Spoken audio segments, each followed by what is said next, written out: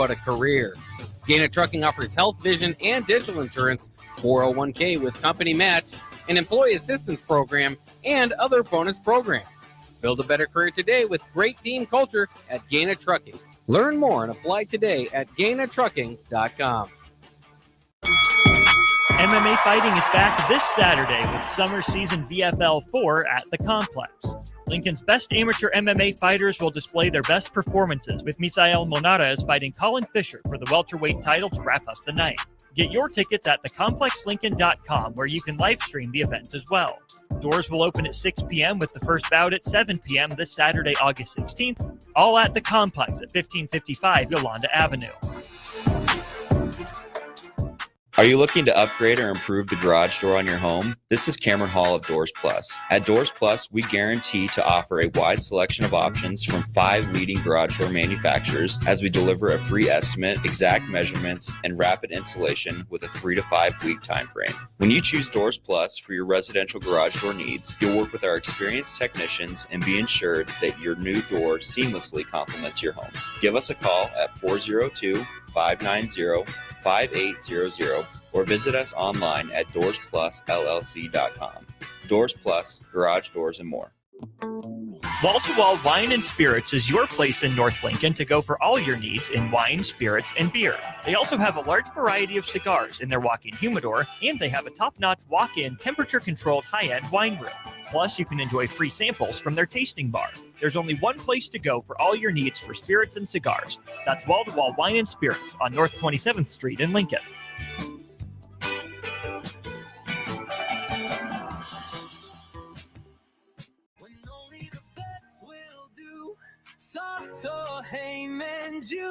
Rick Heyman here from Sartor Heyman Jewelers. I want to personally thank our great customers for voting us once again the best of Lincoln. At the same time, we're celebrating our 120th year in business in the great state of Nebraska. Visit us at South Point, Grand Island, and the Outlet in downtown Lincoln. Visit us today at SartorHeyman.com. Sartor Heyman Jewelers.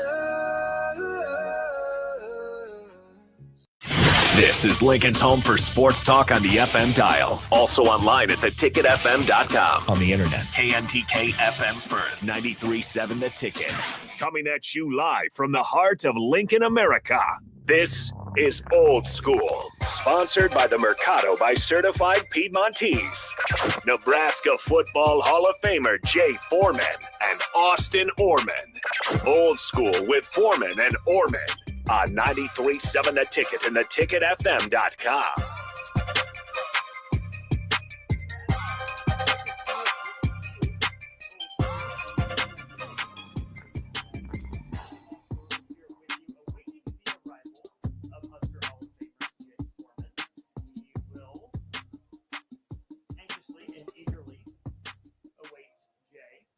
Haymarket Park, live for BP with DP. 402-464-5685 if you want to be a part of the show. Let me know. Lots to get to in Nebraskaville, lots to get to out of Ann Arbor, and we will certainly go over all of that throughout the course of today's show. Of course, in case you missed the drive, Nick and I went over a little bit of that ourselves. So I've given a little bit of my opinion earlier in the day, but plenty of news still to get to. Plenty has broken since Nick and I discussed that earlier today on the drive. Again, 402-464-5685. We'll start with the news out of Nebraska. Alternate jerseys. If you haven't gotten your takeoff on that, please let me know. 402-464-5685.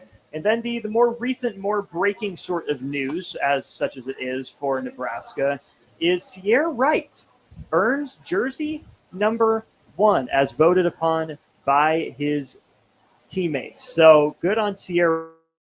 I'm told the mic is not working that well. Let me see if I can grab another one.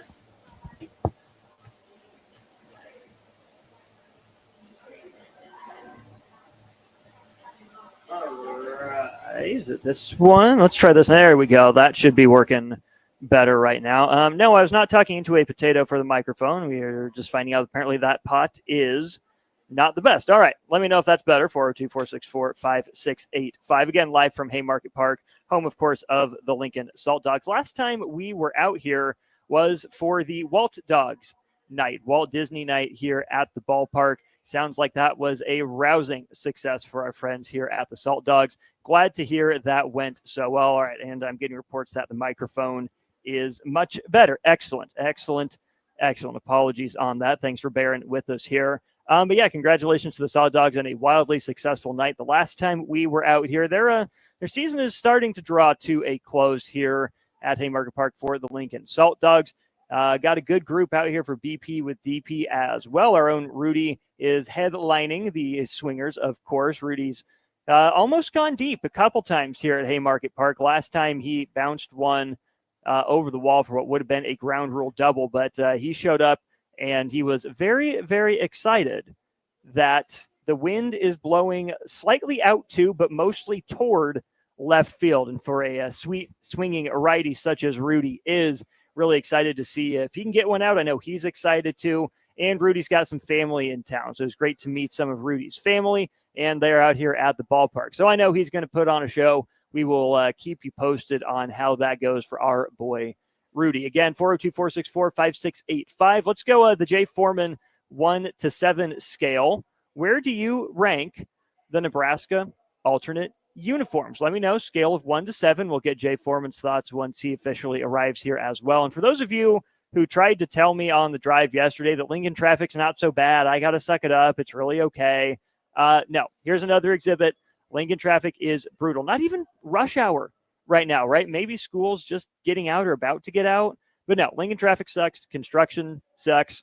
Sorry, City of Lincoln. I know you're doing your best, but I think this is vindication for those of you like me who are not necessarily fans of the Lincoln traffic. All right, Nebraska football alternate uniforms. I had a fun conversation about that with Nick earlier on the drive.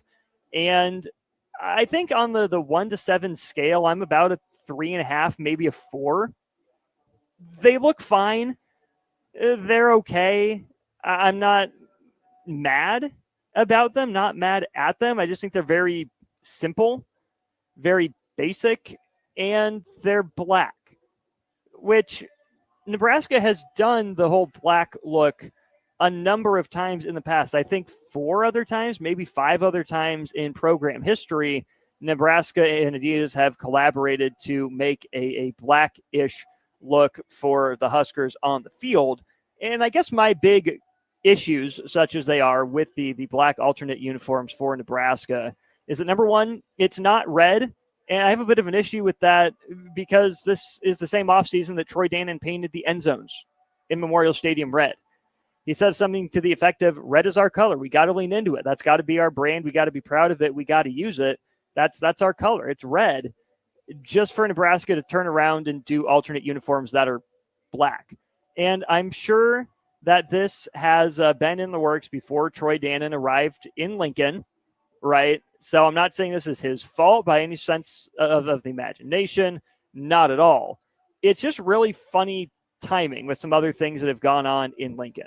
I also don't like the black uniforms because another school that Husker fans are familiar with, more so in a negative connotation, especially on the recruiting trail recently, is Iowa State. I don't know how many Cyclones fans have said this, but a lot of people on Twitter have given Iowa State a fair amount of flack for not leaning into the red and yellow color scheme of the Cyclones, right? That to me is your traditional Iowa State, such as there is traditional Iowa State, certainly not a football power player in its history, but it's what you've associated with Iowa State is with the red and the gold. And what Iowa State has done is leaned so far into the black, the cobalt, the deep gray color schemes. And I just don't get it. It doesn't make sense for Iowa State, I think, to go that far into a color scheme that has nothing to do with the Cyclones, or as Eric calls them, the Sucklones themselves. You know, why, if you're Iowa State, okay, maybe you want to do something different, but I still don't like it. And then you get to Nebraska, where on the one hand, you can make the argument that the black is about the black shirts. There's a lot of history. There's a lot of tradition behind it. And it's really cool to see the Huskers pay homage to the defense that way. But that's what I want to get Jay's opinion on, is that the black shirts are supposed to be defense. Isn't that something the Nebraska defense is supposed to own. It's supposed to be for them and about them. I'd be really curious to know how Nebraska's defensive players end up reacting to, seeing the offense take the field in black jerseys as well, as Jay Foreman walking in about to get settled down. I also am not mad at the black jerseys for their own sake, but if this is going to be a thing for Nebraska, I don't want it to be a one-off, because of course, alongside the black alternate uniforms against USC on November 1st, the athletic department has asked Nebraska fans to black out Memorial Stadium, which it's different. Absolutely. And it's fun to have a game like that. But if you're going to ask Nebraska fans to do it this year, that tells me you must want it to be a tradition moving forward. So if this is going to be your thing, black alternates once a year, maybe your biggest home game, it's the first home game in November, whoever that is, fine. Husker fans will probably get better at the color scheming. The more that Nebraska does this, maybe Nebraska can provide shirts. I think that'd be a very simple way to make sure things go the way you want it to, instead of just asking fans to wear black. Hey, maybe provide them with a black uniform, but also it's the sea of red. And you're doing this against USC in what should have been a pretty incredible, traditional uniform matchup with USC's white road uniforms that'll have the kind of deep red and deep gold on them, and then the traditional classic Nebraska home reds as well. That's an iconic uniform matchup across college sports. I don't love that that's the game that Nebraska is messing with it for, unless it's their version of the whiteout for Penn State just going the other way. Let's bring in the Husker Hall of Famer, Jay Foreman. Jay, thank you for fighting through the traffic. Glad you made it. Your reaction to Nebraska team-wide wearing black alternate uniforms against USC? What does team-wide mean? The whole team wearing it? Yeah, whole team. Wouldn't they always wear it? Well, I'm just saying, black has been the defense's color with the black shirts, and now the offense gets to wear black too. That doesn't bother me as far as like the black shirts and stuff like that. I mean, it's an alternate uniform game. I understand what you're saying is like, okay, you're playing against another blue blood per se, but also you want to do it for a big game. I'm assuming, let's just assume the positive that both teams are going to be playing, relatively good at that point. Mm-hmm. I like it. I don't mind it. And I like it. I'd like it even better if they do it, like you said, every year, do a blackout, or, I like, I never got the opportunity to wear the all white. And I know that, the record hasn't been well. So hopefully it could be something that, continues to obviously work in a positive way for Nebraska. And, it's been some time, correct me if I'm wrong, from when they did the last alternate uniforms. I mean, obviously there was a little bit of breaking action, COVID and after COVID, and so you're just trying to get good football going. But I think this is just part of Nebraska and part of college football now, and everything that you're doing, it's not to copy Oregon, but when you look at Oregon, when you go to Oregon, you probably leave with like 55 different jersey combinations, right? Right. And so, but the perception wise, right, is that they are blue blood, but they're not. Now you got two blue bloods doing it, and you got an alternate uniform, and it's simple, right? Mm-hmm. And I think it could, hopefully be a tradition. Let's see how it goes against USC. But I like it though. I like the all black. These kids are lucky that they get to, the most important thing is good football. Let's just get that out of the way, right? Mm-hmm. But we wore our regular stuff, and those are awesome. I think Nebraska uniforms are always one of the classiest in the nation and going. But I just know from when we did Battle Red Day in Houston and the other couple teams and stuff, and to be able to the black uniforms, they look sharp. Boy, that's tough. That's a tough matchup to beat. Away from fashion, little more on the field. The final single-digit jersey was handed out today. Jay, goes to another defensive back, presumed starting cornerback Sierra Wright. Oh, okay. Well, good for him. I mean, I think he came in last year when Tommy got hurt, and you saw instant uptake in intensity and competitiveness. Obviously, USC.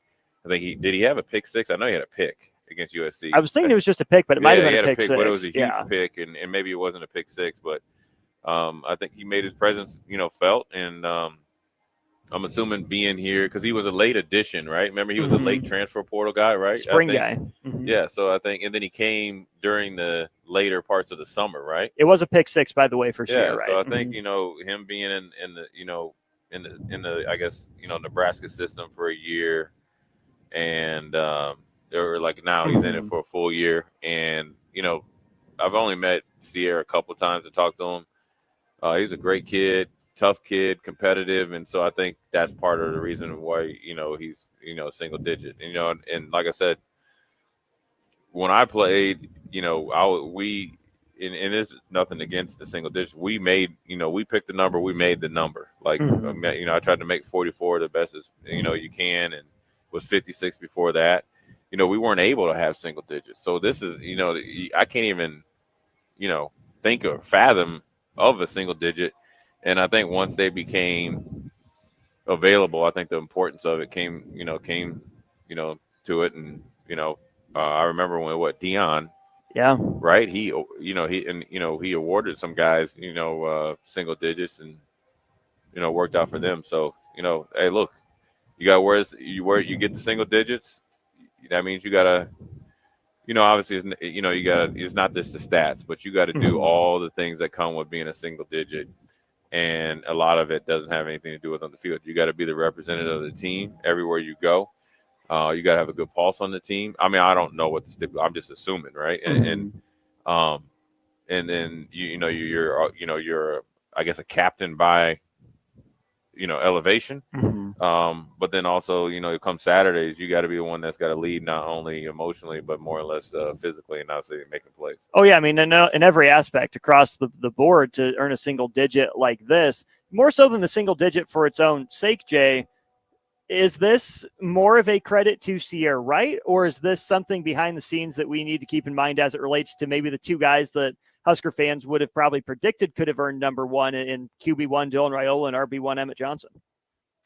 Well, I think those two. Well, first of all, Dylan's number, has got a lot of financial. I'm sure, like with all the Adidas stuff, right? I mean, there's he's the quarterback. I mean, I think whether he's a single digit or not, he is a single digit as far as elevation. So I'd probably be more surprised if he switched his number. I mean, because he's got branding and and stuff like that. But if it means something to your coaches, it said this is what we want to do.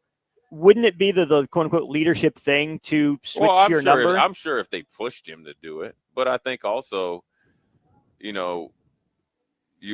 is it's different. There's more to the equation. Now, I don't know, what the reason for it, but for me, I was like, this is, he's branded 15. And obviously, we've had other great 15s at Nebraska, but including those that have played quarterback. Yeah, but you know what? I mean, that's a number that you're trying to continue to make a famous number. So I don't think it's like a bad thing that Dylan didn't. I would assume that's just he wanted to keep his number. And he's the quarterback, right? And, for me, if I was a quarterback, right, or I guess let's just say I was some, my dad played running back, but just say I came in as like the number one linebacker or something. Granted, I wasn't that big, coming out of high school. And, I'm a number. And, I would probably think like, okay, I don't need any more. My focus needs to be the season and keeping the number. I don't think it's anything. Dylan's a leader. He has to be a leader no matter what number he wears, no matter what the situation is. It's the second year. He's the quarterback of the team. He's the face of the program. Heck, he's essentially like one of the faces of the conference. Well, more importantly, probably face of the state. Him and Coach Rule and stuff like that. So, he's already in that single digit thing. And so that would just be a formality, and I don't think he needs to change the number. 7299 says, regardless of Dylan's number, I think it's going to take a unique quarterback to earn a single digit, a real tough son of a gun. What if I told you Jeff Sims earned a single digit number? Is that unfair of me to say? I mean, it happened his first year. So it's not like quarterbacks can't do it. Now, I think you make a good point, Jay, that, that's his number. Yeah, it's tied to him. And I get that. But also, wouldn't that be a good way for a guy to make more money is to switch his jersey number. You make some money off 15. Oh, well, number they'd one. be vintage, right? You could buy up all the 15s, and then next thing you know, you could, know, but I think. I don't know, because Yeah. if that's supposed to mean something to the team, it's supposed to mean something to the coaches. Right. I can appreciate them not taking that hardline stance, because I think them saying, no, you are, one of the toughest players on the team as voted by your peers. You must give up this number is not the way that you approach college athletes in this day and age. Tell them they have to do something like that when there's some meaningfulness to it, when he's the starting quarterback. I mean, you're a handpicked guy. It makes sense that they're not making Dylan Raiola drop everything and wear the number 1. And credit to Sierra Wright for earning it. I mean, let's not discount that. Maybe Sierra Wright earned it over Dylan Raiola. Hopefully that makes Dylan hungrier to want to do it. I don't know. I think you're kind of like maybe looking into it a little bit too much. You're really trying to, there's not a meaning to it. I mean, I think the quarterback position, regardless of it's Nebraska or Georgia or South Carolina or anywhere, is in a different. It's just different. It's the most unique position in sports. Right. It's the most individual looked at sport or position in a team in the biggest team, sport out there. So I don't think, whether it came down to Dylan or Sierra, what you do. I think Sierra, has earned it. He's an older guy, and Dylan's 15. That's his number.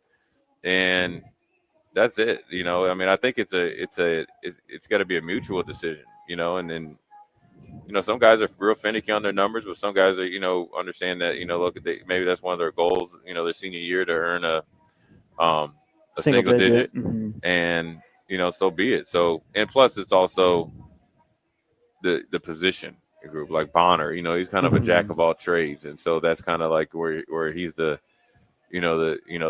bell cow of, I'm sure he plays special teams, and then obviously he plays different position on offense. And so you're an X factor there. And so, well, that's just a Matt Rule type of football player. Stuck it out, position changes, well-rounded.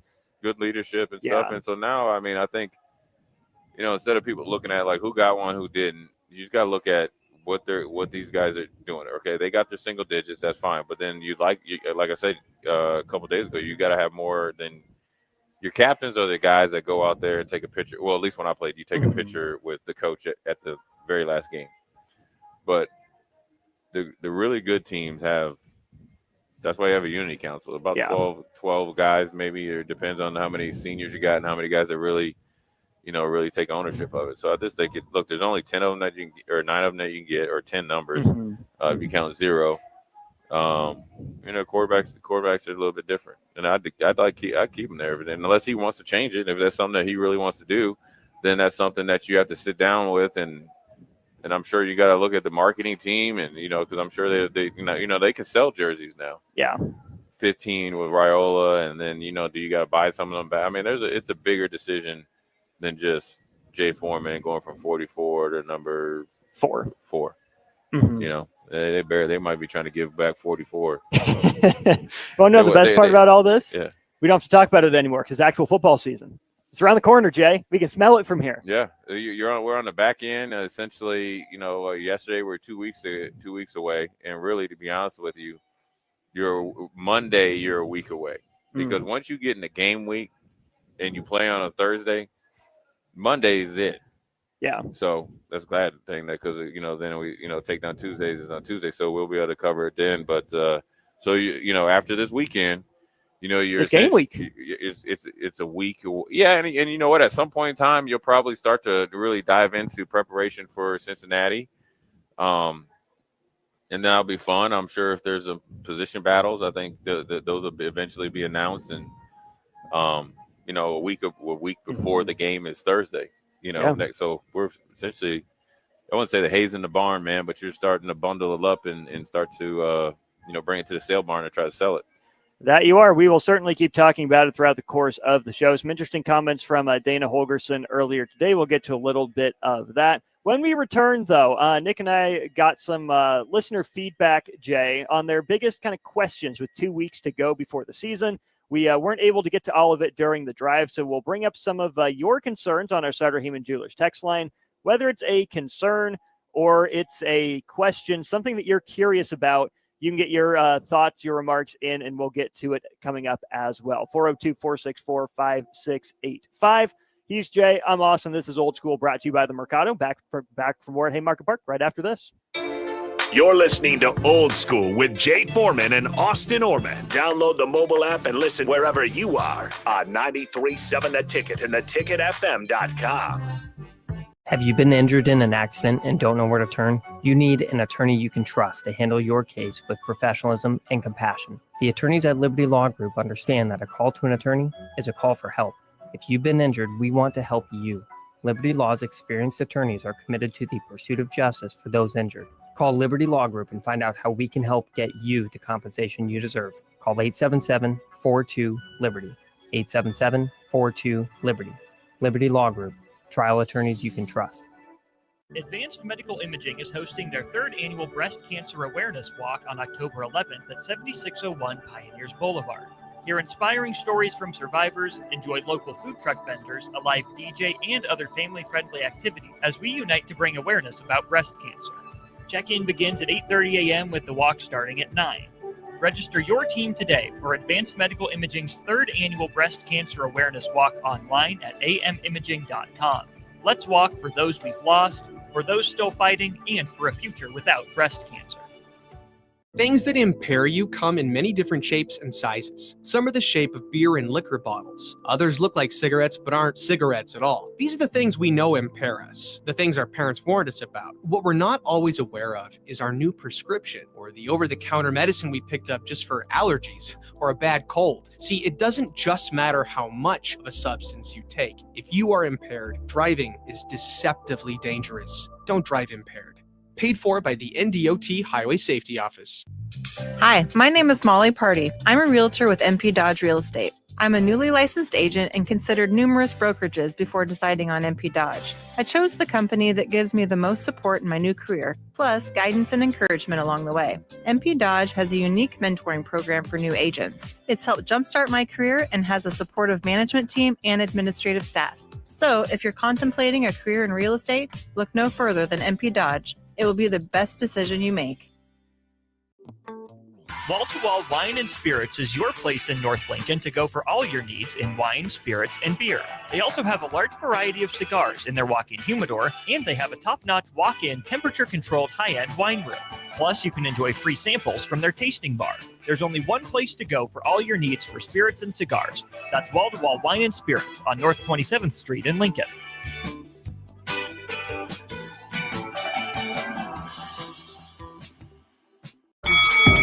MMA fighting is back this Saturday with summer season VFL 4 at the Complex. Lincoln's best amateur MMA fighters will display their best performances, with Misael Monares fighting Colin Fisher for the welterweight title to wrap up the night. Get your tickets at thecomplexlincoln.com, where you can live stream the event as well. Doors will open at 6 p.m. with the first bout at 7 p.m. this Saturday, August 16th, all at the Complex at 1555 Yolanda Avenue.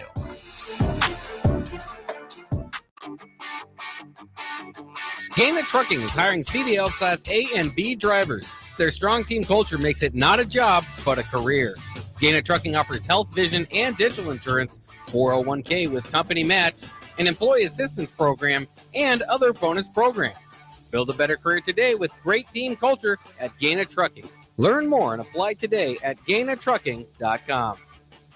M Suits Clothiers, Lincoln's favorite men's store. Family owned and operated, located 1 block south of 56th and Pine Lake Road. Go bold this summer and fall with endless possibilities. Stop in now for the best selection on sweaters, outerwear, suits, sport coats, dress pants, and dress shirts. M Suits Clothiers, your menswear store. Alexa, play 93.7 The Ticket. Okay, playing 93.7 The Ticket. Alexa, turn down the lights. Dimming the lights. Alexa, order a pizza, the big one, all the toppings. Are you sure that's a good idea? Alexa. That's a lot of pizza for just one man. Alexa, just do it. Stop judging me, just do it. As you wish. Thanks, Alexa. You're my best friend. Are you ready for a new opportunity? Check out Sandhills Global. Join a dynamic team where your skills are valued and your career can soar. We offer full-time positions with a 4.5-day work week, competitive pay, excellent benefits, and a positive work environment. From IT and marketing to sales and finance, we're looking for talented individuals just like you. Apply today at sandhills.jobs and take the first step towards an exciting future. That's sandhills.jobs. Don't wait, apply now.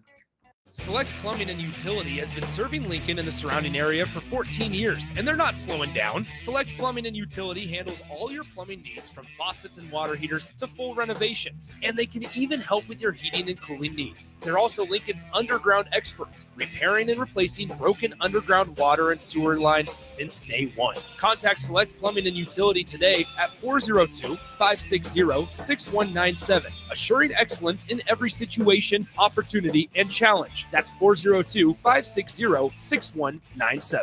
In every office, there's two types of people. There are those who bring in bagels and those who eat the bagels that someone else brought in. Everybody likes the first person. Be that first person. Weekday mornings at 7:30, you have a chance to win a business box of bagels from Bagels & Joe. All you have to do is shut up, Sipple. 2 questions for you, 2 for Sip. Win, and the bagels are yours. Lose, well, you don't want to lose. You lost Monday, you lost Wednesday, you're a loser. Shut up, Sipple. Weekday mornings at 7:30, brought to you by Bagels & Joe. Back to old school with Foreman and Orman on 93.7 The Ticket and theticketfm.com. Back to old school from Haymarket Park. Austin Norman, Jay Foreman with you on 93.7 Ticket and ticketfm.com. Scrolling back through some of the listener submissions from the drive, Jay, one of them was about the offensive line. As you look at the projected offensive line, even the top 7 guys in that group, what do you think is going to be the strength of that offensive line? What do you think it's going to be best at, and where do you think they might have some growing pains early on?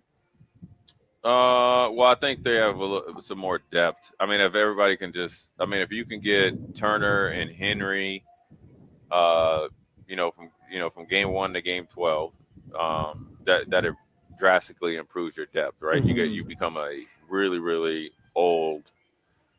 not old, but you're an older offensive line. It's for experience, right? As far as starts now, then that's just knowing how to, I call it walk and chew gum. So I think the depth is going to be better than last year, right? Because you got to throw Gunnar Gatula in there too, right? So you don't know how the mix is going to go, who's going to play, but you feel pretty good with the guard and center, right? Guard and center, or guard positions in center. So you feel like just those 3 right there, and you throw Pritchett in there, right? So the physicality probably there's an uptick, right? Rocco, Henry, Justin Evans, Pritchett. So you got a lot of starts. Everybody started for multiple seasons or played a lot in multiple seasons. They're not young. They're not young at all. So you feel like execution-wise, being able to improve on last year in talent-wise, they're better, right? And then it becomes to the tackle opposite of Pritchett, right? We got where you automatically then have a ton of depth just all like overnight, and that's obviously with bringing in Rocco and Pritchett, and then obviously the emergence of Henry last year. Right now, everybody. I'm going to say this now. Everybody has to play good now, right? Everybody's talking now, but at the end of the day, they got to continue to. They got to answer the bell. They have to answer the bell. Let me use good English, right? So then, opposite of Pritchett, you got Coach Rule talked about Kanak, obviously Gatula, who got thrown in, which was hard, but then now you're thinking like, okay, now you got a guy that started 8-9 games and didn't look out of place in pretty good athlete, right? So you got those 2, and then you got Turner, and then Teddy. So you got 3 linemen, right? Potentially Bricks coming in. But I'm just talking about guys that have played and started. Sure. So you got Turner that gives you position flexibility, because I think he might have been playing guard last year. Well, he was one of those guys that was getting some reps at center, worked a little bit inside, but they still viewed primarily as a tackle. But he got reps at least. And he was getting some reps last year at guard, and then he kicked out the tackle, I think, last year. And it was starting, right? And then he also got hurt.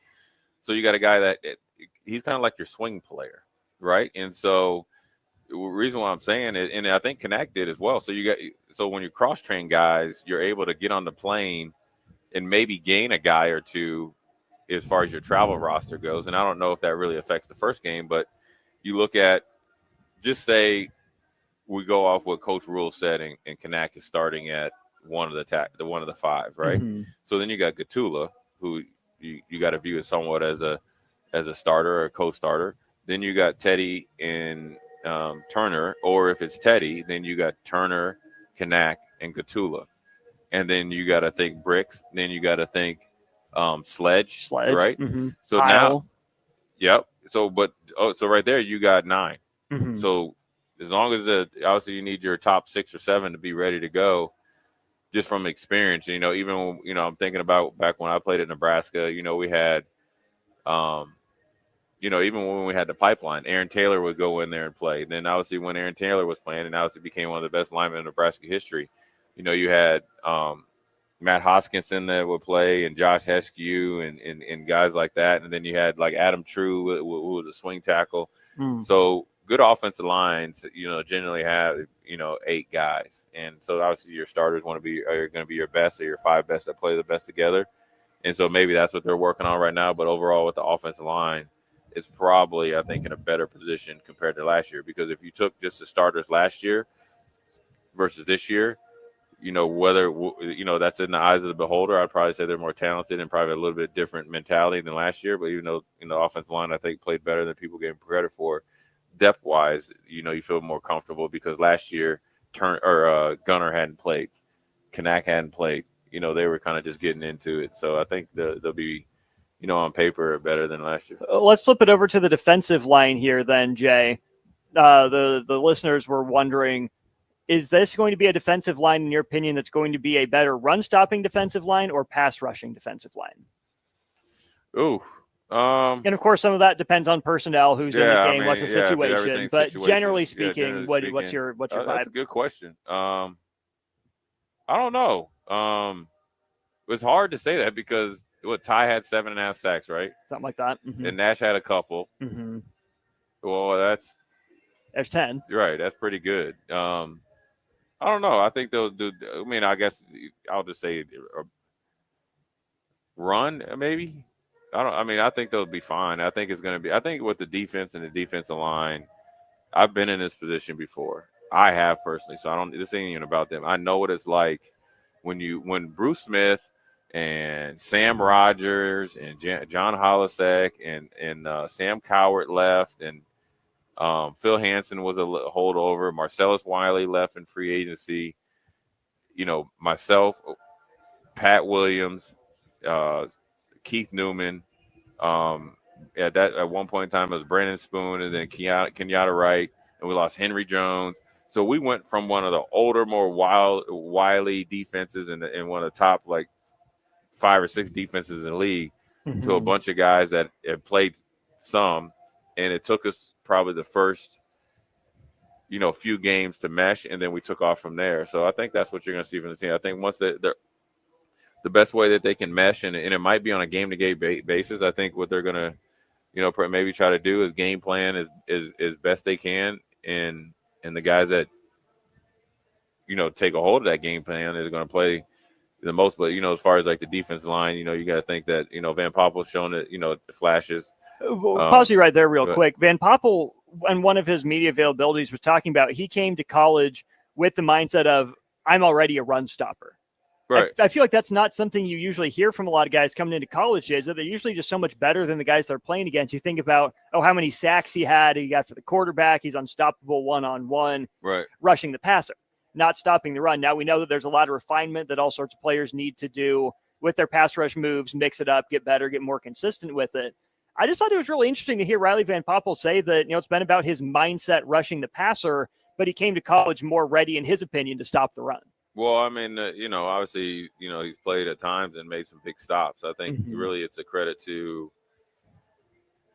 Well, I said, I'll say this: when he was a freshman, he didn't look out of place. Obviously, he's big enough and strong enough to do it, and obviously, you generally don't want to throw freshmen out there. And he didn't play a whole bunch of plays. I mean, because he had Ty and those guys, but I think he didn't look out of place. But I think from a hand placement, good, decent enough technique, I think that's he was able to do that. He's a strong kid, what I'm saying? And obviously he's got good genes and all that stuff. So, I think, and then his mindset was, he's going to be physical and all that, and did a pretty good job against the run. I mean, he had the big stop against Illinois on the road, you know, in fourth and goal in the first year, and then made some plays in the bowl game and the 4 games last year. So, and I think with him is, like you said, the 2 things he said, his mindset, you know, is probably where he's going to probably look to try to take the biggest leap, and then obviously try to, you know, refine his pass rush, which I think Terrence Knight was trying to help him do, and that obviously helped, you know, the guys that were there previous. So, you know, they got some big shoes to fill. The depth is going to be tested like every year. And the only difference between this year and that last year is that you had 2 guys primarily, and you throw Jamari and all those guys in there, but mainly those 2 guys in there were older, way more experienced than anybody on the roster, and they played pretty consistent. And so now you got guys now have to take on those traits and perform even better. It's a big leap because you don't have a bell cow right now, right? So when I was able to play as a redshirt freshman and start, and sure, you know, Jason Peter was starting it, you know, but he had never started before, but he had played. But Christian was there, and then Grant, you know, but it was easier because you had that dude that had been through, that won a national championship before Christian did, and you know, we lost a lot that year, you know, prior. You lose Dante Jones, you lose Dwayne Harris, you lose Terry Keneally. The only guy coming back is Christian. Yeah. So, but then Jason played some, and obviously Grant and Jared did, and then I had to, you know, came after Troy Dumas, but we had lost Ed Stewart. So the 95 team. I'm not, by no means am I comparing this defense to that, but I'm just saying, I only like talking from my experience. That way, you know, I think you can better evaluate it if you try to get into the situation. We were in that situation, and especially me. I came from redshirt. That means I hadn't played in the game since high school. Right. Whereas like Jason, Grant, Tomich, now Dr. Death and Doug Coleman had played, right? So, and then you Phil had Ellis, and then, you know, Tony Ville and all those guys that played, but we lost Baron Miles, but we had Tyrone, and then you had Book that came. And so, you know, I've been in that position where you know, one, I came in, you know, out of nowhere, but then also where we've seen guys had to really raise their level of play. Now, the biggest difference is, for comparable that situation to this situation, is the biggest glaring difference is up the middle. Christian was obviously there. Phil and Doug were there. And then the safety position of, like, you know, Tony Veland and them. And so that was really the biggest difference in, you know, if I'm comparing the 2 situations. But every team, you know, goes through this. You can't have Ty and Nash forever, you know, and so these guys are. Well, with the way waivers are being handed out like candy, maybe you can, but those guys are both in the NFL now, so you won't. If you can make all this money in college, I'll play until I'm 30. Just try to make me leave. Yeah. I mean, you're trying to get your Mr. T starter kit on a leg up on life in college, and then try to double down on it in the pros. And so the biggest thing with the defensive line, you got a ton of opportunity, and the guys that are on the team right now, you can't say that you don't have an opportunity to make a way for yourself. And there's plenty of opportunity, and there's plenty of options. And so they got to, you know, work every day to do so. Before we go to break, what are the most frequent teaching points of getting defensive linemen to get better at stopping the run? What's most important up front for that group to keep in mind to make sure Nebraska's still solid against the ground game? Oh, I mean, I think it's a mindset. You got to play hard, you know, and you know, one of the biggest transitions, though, you know, when you go from like a situational player, say a co-starter, to the guy, like, it's just way more taxing. They're game planning for you. So you not just physically, but mentally. I'm sure. I mean, you got to think, if, you know, I mean, I would tell the story when it was last like 7 games I played in my rookie year. I was like, oh, this is easy, right?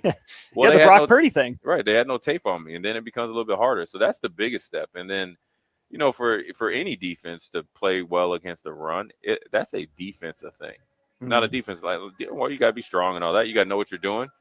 I think a big thing on defense is communication, and guys taking hold of the defense. And in particular, the middle linebackers got to set the defense, do any of the checks that they have, and these guys got to execute it and doing your job and then playing football.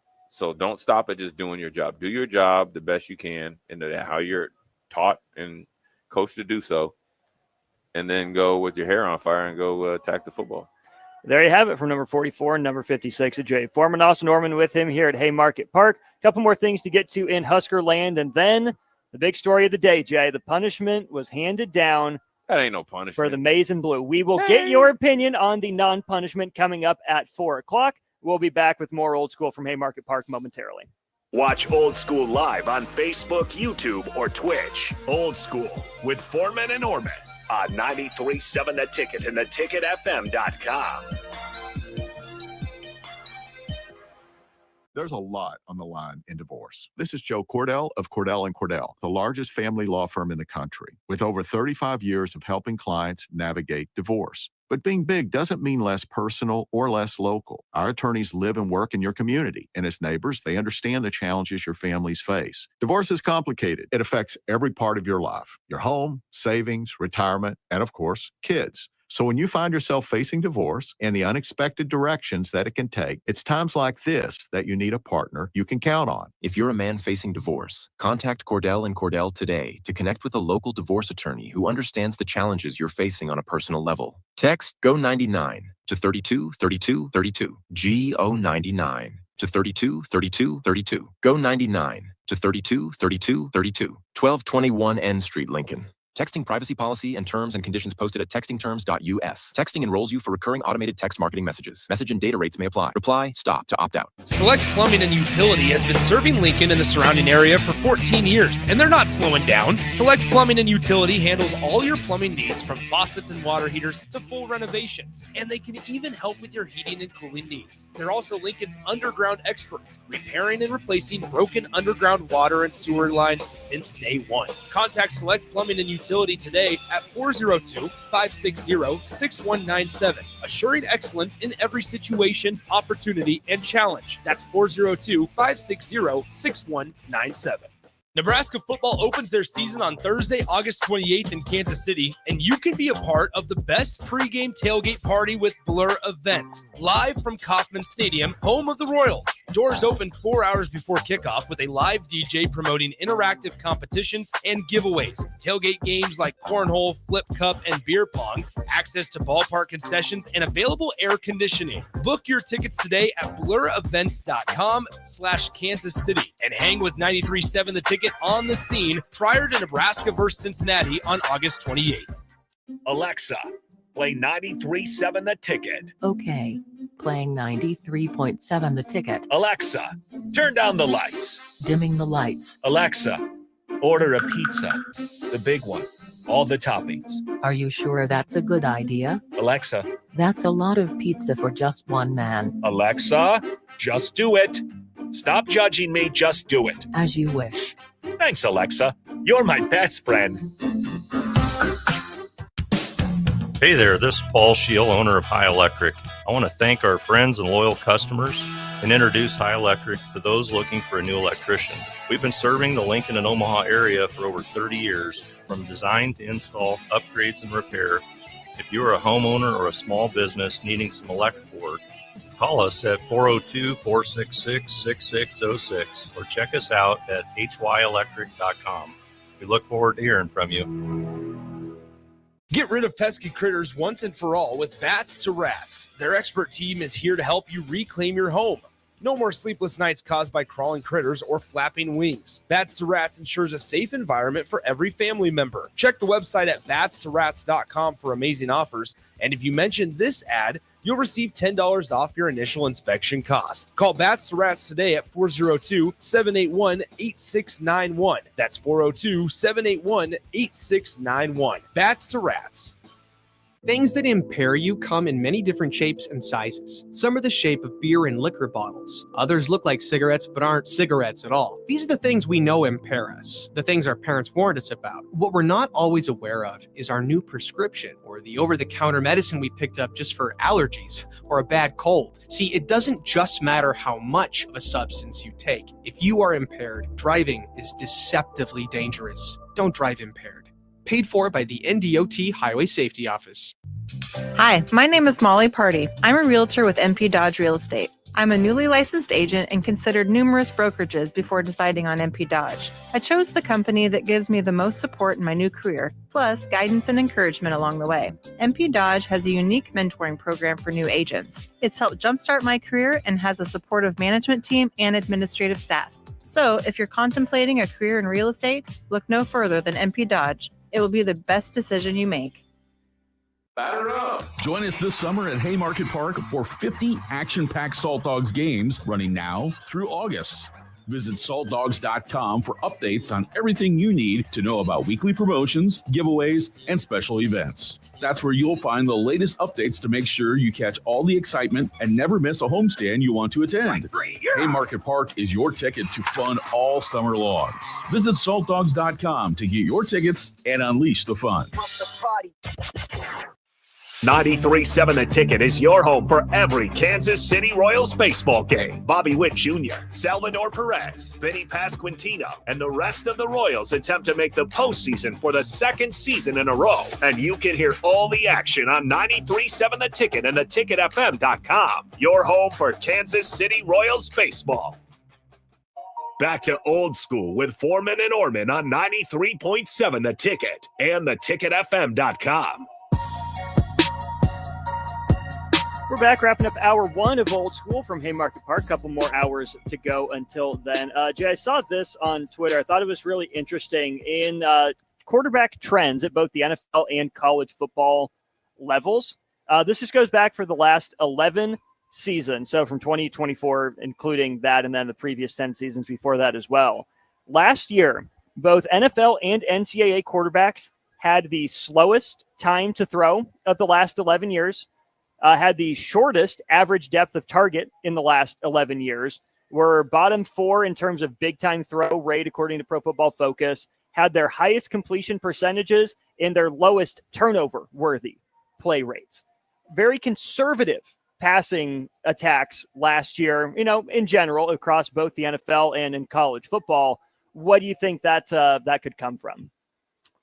Well, it's a multitude of things. Obviously, I think defensive coordinators, defensive teams that have made a concerted effort to take away the big play. We saw a thing that hurt the Chiefs last year. You saw split safeties, and sometimes the safeties wouldn't even be in the TV screen. So you're taking away the big plays. And then you have faster linebackers, nickels, that can take away say in between the second and third. So then a lot of checkdowns, a lot of crossing routes. Mesh is a big thing now. And so you're taking the conservatives because you know that you just want to keep getting first downs.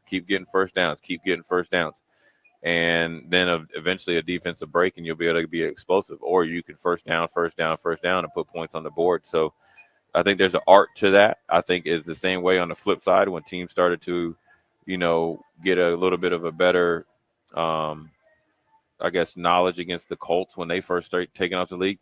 You want to keep everything in front of you and make them drive 80 yards versus trying to be over aggressive early in the series. And next thing you know, Marvin Harrison is running right past you. So, I think it's a trend that will flip the other way. It's just part of the cycle of sports is that, these guys that are devising these defenses and the athletes, they are being competitive and they want to make sure they're not on the other side of getting embarrassed. When you think about those offenses that are okay with being methodical at taking what the defense would give them, who are some of those offensive minds or offensive teams that you played against that come to mind? That I played against? Yeah. Well, the Patriots for sure. I mean, they would just, death by 1,000 paper cuts. I mean, they were just, they had 5 yard, they'll do whatever because they're banking on. Those type of offenses are banking on that you don't have the discipline enough or the communication skills enough or discipline communicating and executing a defense as long as they're able to execute an offense. Over the course of 8, 9, 10 plays per drive, 6, 7, 8 times a game. Right, and that's it. When the Denver Broncos were really rolling, they were like that. With Mike Shanahan. And they were the coordinators, and they've had everybody since, Brian Greasy, Jake Plummer. They were like that, even though they hit you with big plays. But the running attack was they would stick to it, which is equivalent of a short area passing game.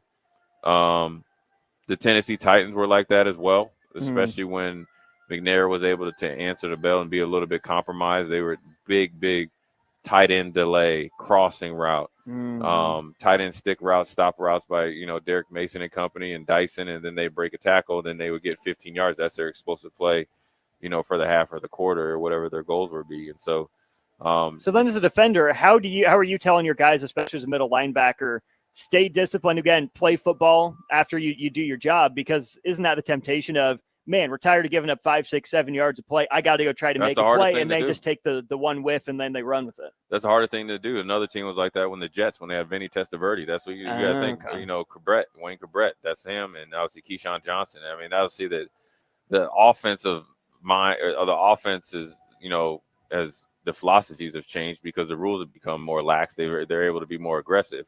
But it's no different than NBA basketball. It's a big layup, dunks, and threes during the regular season. Then you go into possessions during the postseason, which is the equivalent, an analogy of, you see the best offenses, right? Look at the Kansas City Chiefs right now, or at least last year, right? They really tried to be a little bit more physical in the run game, even though Pacheco got injured. But then they were able to be short area passing game, and they ended up winning 15 games and losing the Super Bowl. You probably would like to see, to be honest with you, the Bengals take on that, because they keep their defense that was porous last year on the sidelines versus explosive plays. You never turn but isn't down. that Jamar Chase's game is explosive? It is, but I'm talking about efficiency from the tight end position. You lose Azuma, right? Yeah. Gesicki, has he been what they wanted him to be? No. Right. So that's why you gotta. That's what I'm talking about, right? Gotcha. You can still, Jamar Chase is going to Jamar Chase. Higgins is going to Higgins, but you lose Joe Mixon, right, to free agency. Yeah. You lose your tight end and you don't replace that. That's where they were really dangerous, because they were able to dink and dunk and then hit you over the top. And so I think the philosophies have changed, and teams that are able to do that, the mindset is we can out execute you longer. And that's what, the object is to win the games. And then eventually at the end of the season, you will have a good number of explosive plays by playing good football, because one thing that's really come to light, possessions, time of possessions, situational football, and execution has really overtaken explosive plays. Now, listen. Until you start getting more single high safeties, and then we'll get the shots back. That's it. You're not going to get – these guys in the NFL are and these defensive coordinators are way too creative, and they will confuse – they can do something in alignment, and some guy can go to one position or not just to get to the same look. You're not going to just be able to throw over top all the time. No matter if you're Patrick Mahomes, Josh Allen.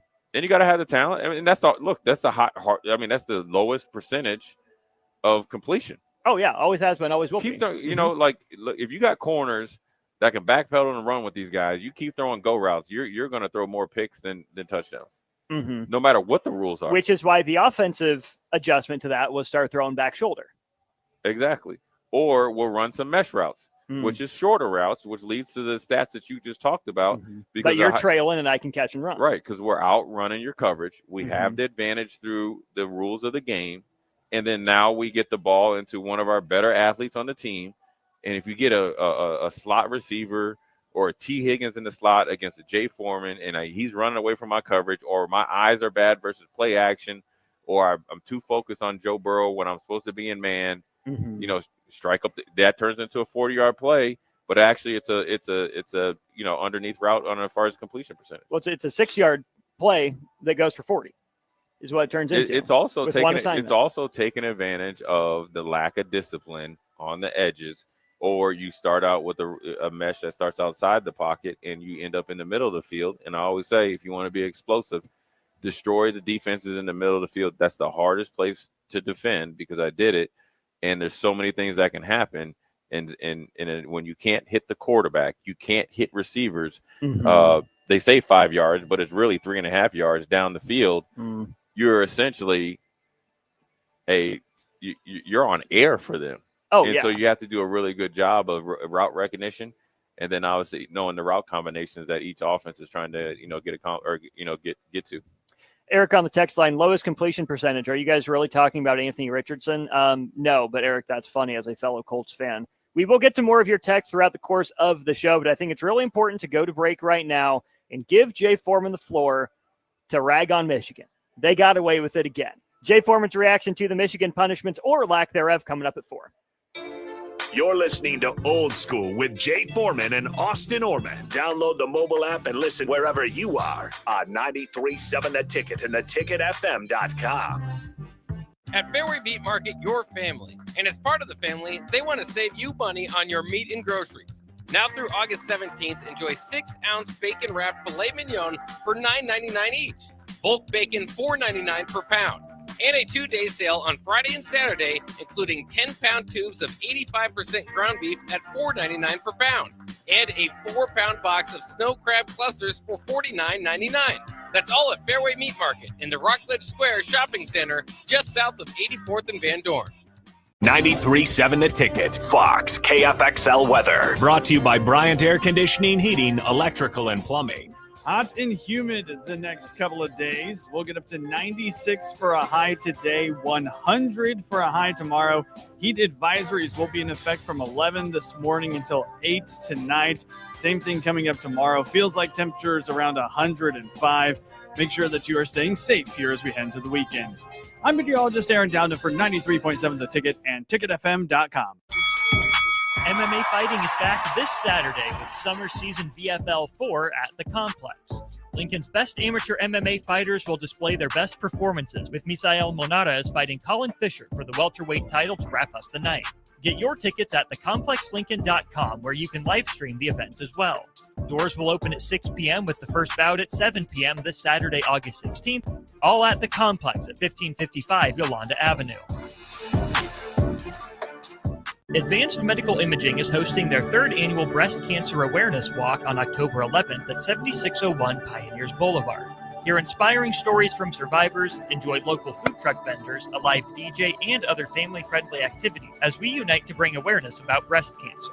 Check-in begins at 8:30 a.m. with the walk starting at 9. Register your team today for Advanced Medical Imaging's 3rd annual Breast Cancer Awareness Walk online at amimaging.com. Let's walk for those we've lost, for those still fighting, and for a future without breast cancer. Rashawn Jackson here for Bauer Infrastructure, a veteran-owned local company proudly serving Lincoln, Lancaster County, and the surrounding areas. Bauer provides quality work at an affordable price, and they're growing rapidly. If you want to experience a career with a fast-paced, family-friendly environment, visit BauerInfrastructure.com. They have top-of-the-line benefits, year-round work, even through the winter. Bauer, usher in the new era of infrastructure to an area near you. And as always, go Big Red. Get rid of pesky critters once and for all with Bats to Rats. Their expert team is here to help you reclaim your home. No more sleepless nights caused by crawling critters or flapping wings. Bats to Rats ensures a safe environment for every family member. Check the website at batstorats.com for amazing offers. And if you mention this ad, you'll receive $10 off your initial inspection cost. Call Bats to Rats today at 402-781-8691. That's 402-781-8691. Bats to Rats. Harvest season is coming, and Acres has discounted many of our late model John Deere combines. Get thousands in discounts and upgrade for this year's harvest. Plus, you could save even more with interest rates starting as low as 1.9% on select units. Low interest rates combined with our huge discounts, there's not a better time to buy. Visit acres.com for all the details. That's AKRS.com. Restrictions apply. Offer ends August 31st, 2025. Subject to approved financing. Offer may change at any time without notice. When you were a kid, clubs were cool. Robotics club and space club and stuff like that. But what do adults get? Book clubs and quilting clubs? Nah, forget that. How about margarita clubs and old-fashioned clubs? Get to Upside Bar and Lounge for the best clubs in town. Try all 10 varieties of Upside margaritas or old fashions and take home a free souvenir glass. Grab the whole crew and pair it with taco night on Mondays or whiskey Wednesdays. Upside Bar and Lounge at 29th and Pine Lake. Nutrition Authority invites you to check out the all-new Epic Effects. Epic Effects is designed to blast body fat, curb cravings, and provide the smooth energy to get you through the day. Home of free samples and better than internet pricing, Epic Effects can only be found at Nutrition Authority. For store info, visit mynutritionauthority.com. Are you looking for an exciting new way to put your skills to work? Explore new career options in the fintech industry at Currency, a Sandhills Global company. We offer full-time positions in financial sales, compliance, operations, and other fields. We also offer a 4.5-day work week, an attractive benefits package, and opportunities for advancement. Put your motivation to work and grow with us at Currency. Visit gocurrency.com/careers to learn more. Staying healthy and comfortable starts with the air you breathe. If you're noticing more dust, odors, or allergies, it could be time for duct cleaning from Bryant. Pure Air starts with cleaner air ducts. Pair with enhanced filtration and purifications options, and the difference is amazing. When the air you breathe is clean and fresh, your home smells fresher, and your family is healthier. Time for cleaner air in your home? Call Bryant for a free estimate. Bryant Air Conditioning, Heating, Electrical, and Plumbing. 467-1111. Bryant, whatever it takes. This is Lincoln's home for sports talk on the FM dial. Also online at theticketfm.com. On the internet. KNTK FM Firth, 93.7 The Ticket. Coming at you live from the heart of Lincoln, America. This is Old School. Sponsored by the Mercado by Certified Piedmontese. Nebraska Football Hall of Famer Jay Foreman and Austin Orman. Old School with Foreman and Orman. On 93.7 The Ticket and theticketfm.com. Welcome back in. Hour 2 of Old School, live from BP with DP at Haymarket Park, home of Nebraska baseball. But right now, of course, home of the Lincoln Salt Dogs. Dogs are getting their hacks in on the field right now. Pretty good rounds from the Ticket-affiliated crew earlier before. Jay and I did not participate. That's okay. Maybe we'll get them next year. 402-464-5685. We want your reaction to the punishments handed down from the NCAA to the University of Michigan and its football program. Jay, would you like me to give you some of the numbers and the breakdown, or do you want to give your reaction first? Well, I've seen the numbers and the breakdown. I think my reaction is, all right, they already did self-imposed too. So that lets me know that they already knew it most likely was going to be 3. The only problem is everybody's seeing the numbers, which that's probably more. So, I look at it differently. All right, Sharon Moore is going to miss another game next year. Another game. Yeah, what are you going to play? Meatloaf? Okay, fine. All right. That's not even a big deal anymore because when they won the national championship, Harbaugh missed quite a few games. Including Penn State at the end of the year. I think the biggest thing is for Michigan, this is how I would look at it. Okay, you pay Sharon Moore, $6 million a year? Mm-hmm.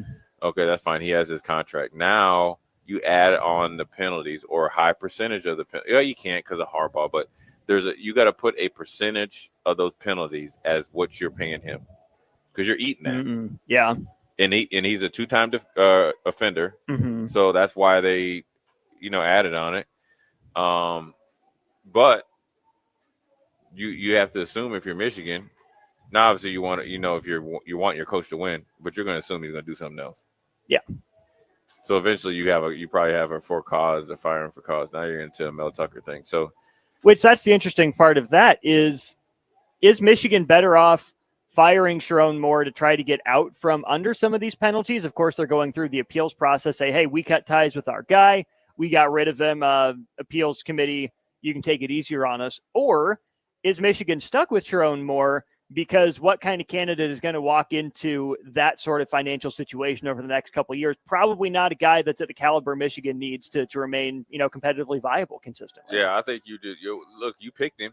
You rode with him. You kept him after Harbaugh left, and you knew Harbaugh was leaving. You didn't fire Harbaugh. He left, right? And the only way that you fire Sharon Moore is if they tell you, obviously in a private meeting, that if you fire him, then what is it, $35 million? Then you're down to like 12. So the breakdown of the 35, because the initial number being reported was 20 million, which on its own would have been 2.5 times the biggest fine previously handed out to Tennessee just a couple of years ago. Yeah. So this is the Ross Dellinger breakdown, roughly quadruple the previous historic high of Tennessee's $8 million. So, which is one bowl game essentially. Yeah. So $7.2 million Michigan will owe, or at least not be available for them to use, is 10% of their football budget. So $70.2 million toward football. They have to have a 10% reduction. They're 7.2. Then you add in the next 2 years of college football playoff revenue that the Big Ten is going to get. Michigan's share would be a $6 million in 2025 and $21 million in 2026. That's when he gone. So there's $27 million, which gets you to $34 million and change.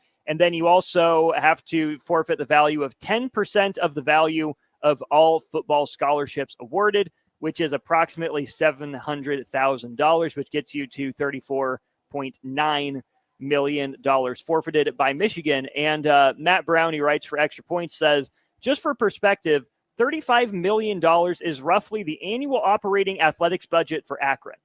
Not Akron football. Yeah. The entire Akron athletic department spends as much money as Michigan is forfeiting over the next 2 years. I think the biggest thing is in 2026, if I'm Michigan, and this is just business, right? And is it fair to Sherrone Moore for what I'm about to say and how Michigan is going to operate?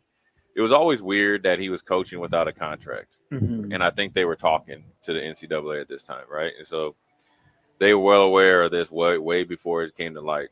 I think with that $21 million, right, the $6 million they can eat, right? That's essentially a bowl game or whatever, mid-low tier bowl game, right? And then and they figure like we're gonna go higher than that. And it's 1 year, and they probably know it's worth it. That national championship is worth it. That $20 million or $21 million in 2026 puts him immediately on the hot seat, no matter what he does this year, because that's your rev share budget right within there. reason, exactly. So this is why I think it's important. If they're able to say, okay, I'd look at it like this. Say they clean up whatever internal stuff that didn't come to light, right? And say, okay, we operated in excellent, evaluation. You guys come in, look at our program, look at our books. We've actually, done everything you did it. We've done it on time. Actually, we've done it prior to the due date or whatever it is that you show that we've been good, like a good soldier per se. And say, okay, let's be honest, that $21 million is going to hurt. If we, by chance, fire the coach for whatever reason, can we get that reduced to 10, 11, or 12? Mm-hmm. He's gone. Even if they have to work out a buyout with him, because that's going to hurt Michigan more than anything. 2025 is not. So this is a going all in. And do they have everything they need to do so? Now they were able to get the quarterback. Now he's going to be a part of rev sharing, or in the future. Do they have the weapons around him? Are they going to be able to keep the staff there? Are they going to be able to keep the players? You're giving away bowl money, or do you have enough in your reserves to not only keep furnishing your rev share and then eat the next 2 years on top of do some of the other less money or less the other sports that don't generate as much money or operate in the negative get clipped based on that. There's a lot of dominoes that can go in effect based off what Sherrone Moore is either, was he being penalized or Michigan's being penalized for. And then you start to evaluate your coach a lot different. Mm-hmm. When the math ain't mathing. Well, the math is the math, but then you start to look at every victory and put a price tag on it, everything he does and put a price tag on it, because something, you have to pay in the future. And that's a wrong way to do it, because you weren't thinking about this when you were winning national championship, when you were bucking back towards the NCAA and the system and acting like you didn't do anything wrong. Connor Stallions was operating on his own and X, Y, and Z, and you guys were able to magically guess plays that the guys hadn't run before, really. Right. And so, when you think about it, it's at the time everybody say, well, it's worth it for a national championship. It is if it's 2025 penalties. Mm-hmm. The 2026, especially say if Michigan goes, they what 7-6 last 7-5 with the bowl win, got them to 8-5 last year. Let's say they go 9-4. Mm-hmm. They got one additional win. What do you do then? Does it depend on how Underwood looks? Give the coach and the quarterback a chance to write it out? I mean, we've seen what a great college quarterback can do for a program. If Underwood shows signs, Michigan gets to 9 wins, offense is improved from last year. I mean, everybody, but then I think you're Michigan, you feel like, all right, we're big enough that we can dictate our own penalties, so they're willing to pay for it. I think it also becomes an ego thing with them. Mm-hmm. We'll show you how great we are. We are not only won a national championship, but one of the better teams of recent history. But we'll eat this suspension and eat this penalty, and then we'll continue to win. It's going to be fascinating to see how that plays out for Michigan. Matt Fortuna said he was told that Sharon Moore's cooperation with the NCAA likely played a big role in Michigan sanctions, maybe not being as severe as many had expected.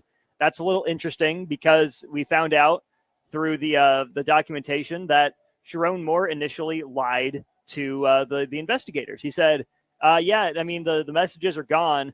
I deleted them because my phone was out of storage. I needed the space.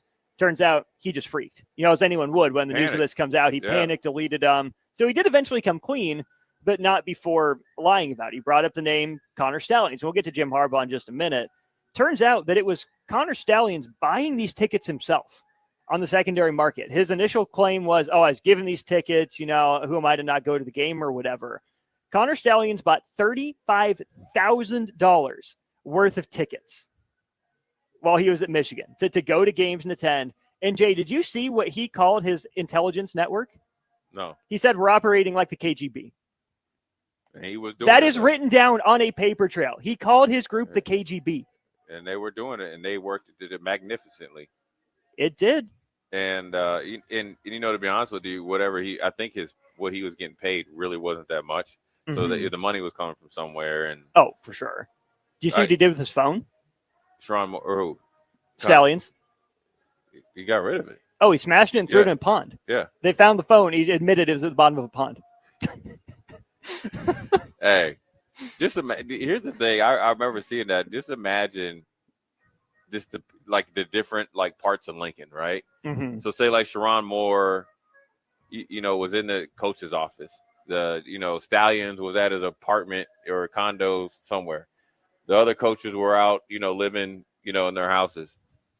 And then you get the alert, and then everybody just starts to panic, and then you drive into work the next day. How do you think that team meeting was? Hey, what's up? Anybody got any recording devices? What are we going to do? They turned on or they turned off? Yeah. I think I just think that Michigan got off lightly, and they knew it. Mm-hmm. And they punked the NCAA into doing so. And I think the NCAA said, all right, how much longer can we drag this out? They're actually just defunct. This is just essentially, all right, man, we'll finally get around to it. We're going away. A couple more things to get to on this. So Connor Stallions gets an 8-year show cause penalty, which is kind of a scarlet letter for a bunch of coaches, but he's not coaching college football again. So what does that matter? Jim Harbaugh got a 10-year show cause penalty. For what? He's not coming back to college sports. That's absolutely a formality. And the investigator said, yeah, there was basically no respect for the rules from this Michigan program. They said that in their report. Yeah, I mean, Harbaugh is fostering an institutional culture that had no respect for the rules, as we clearly saw. Let's get to this, and then one other kind of breakdown piece from this, Jay. One of the texters asks, isn't one of the big sponsors or donors of Michigan football the owner of Oracle? And if so, wouldn't he just write that check to cover that? This is where the NCAA's enforcement of this is going to be tricky because Michigan isn't allowed to put that money toward, the 10% of the scholarships or the 10% of the football budget. And it's easier to track the football budget. But in terms of the scholarships and the money that they lost from the future college football playoff revenue, Michigan's got money. Yeah. They can find a way to make that up. We know that there's a scholarship and roster limit. You can fund up to 105 scholarships on your new roster in this day and time. Okay, you lose 10% of them. Let's just say you lose 11 scholarships. Guess what? You can come up with that money from one donor just saying, hey, sorry, you would be on scholarship. We lost it. And it's, Here's it's only 1 year. Right. It's an NIL deal instead of a rev share deal. Yeah, that's not much. It's not the punishment. And really the college football playoff, the share, I think another way as I'm thinking of it, you look at it like they really got off super easy financially because it's money that they didn't actually get taken away from them. It's just money they don't get. It's the money they don't get. Mm-hmm. They got money. Mm-hmm. They'll get it back.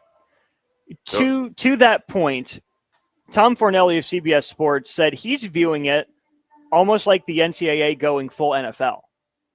Because Michigan did not get a postseason ban.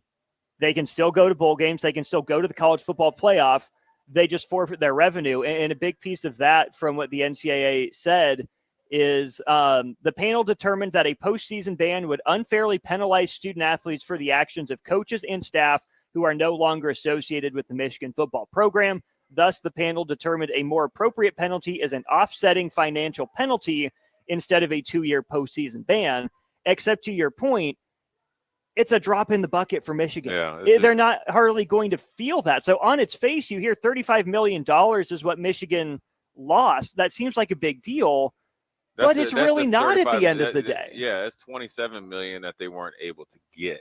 Yeah. They're not going to get in the future. And then they're only paying $8. Heck, they're like, hey, college football playoff bowl series could go defunct. They could come to something else. So then they went. Here's what's just say Michigan goes on a run this year and gets to the Final Four college football playoffs. So they only lose $8 million of that bowl money, right? Well, they're paying the 10% of the football budget and the 10% of their football scholarships, which would be 7.9. They're just not receiving the $6 million college football playoff payout in 25 and the $21 million payout in. So they can 26. get the bowl money though. Yeah, it's my understanding. But all those games are like bowl games. Yeah.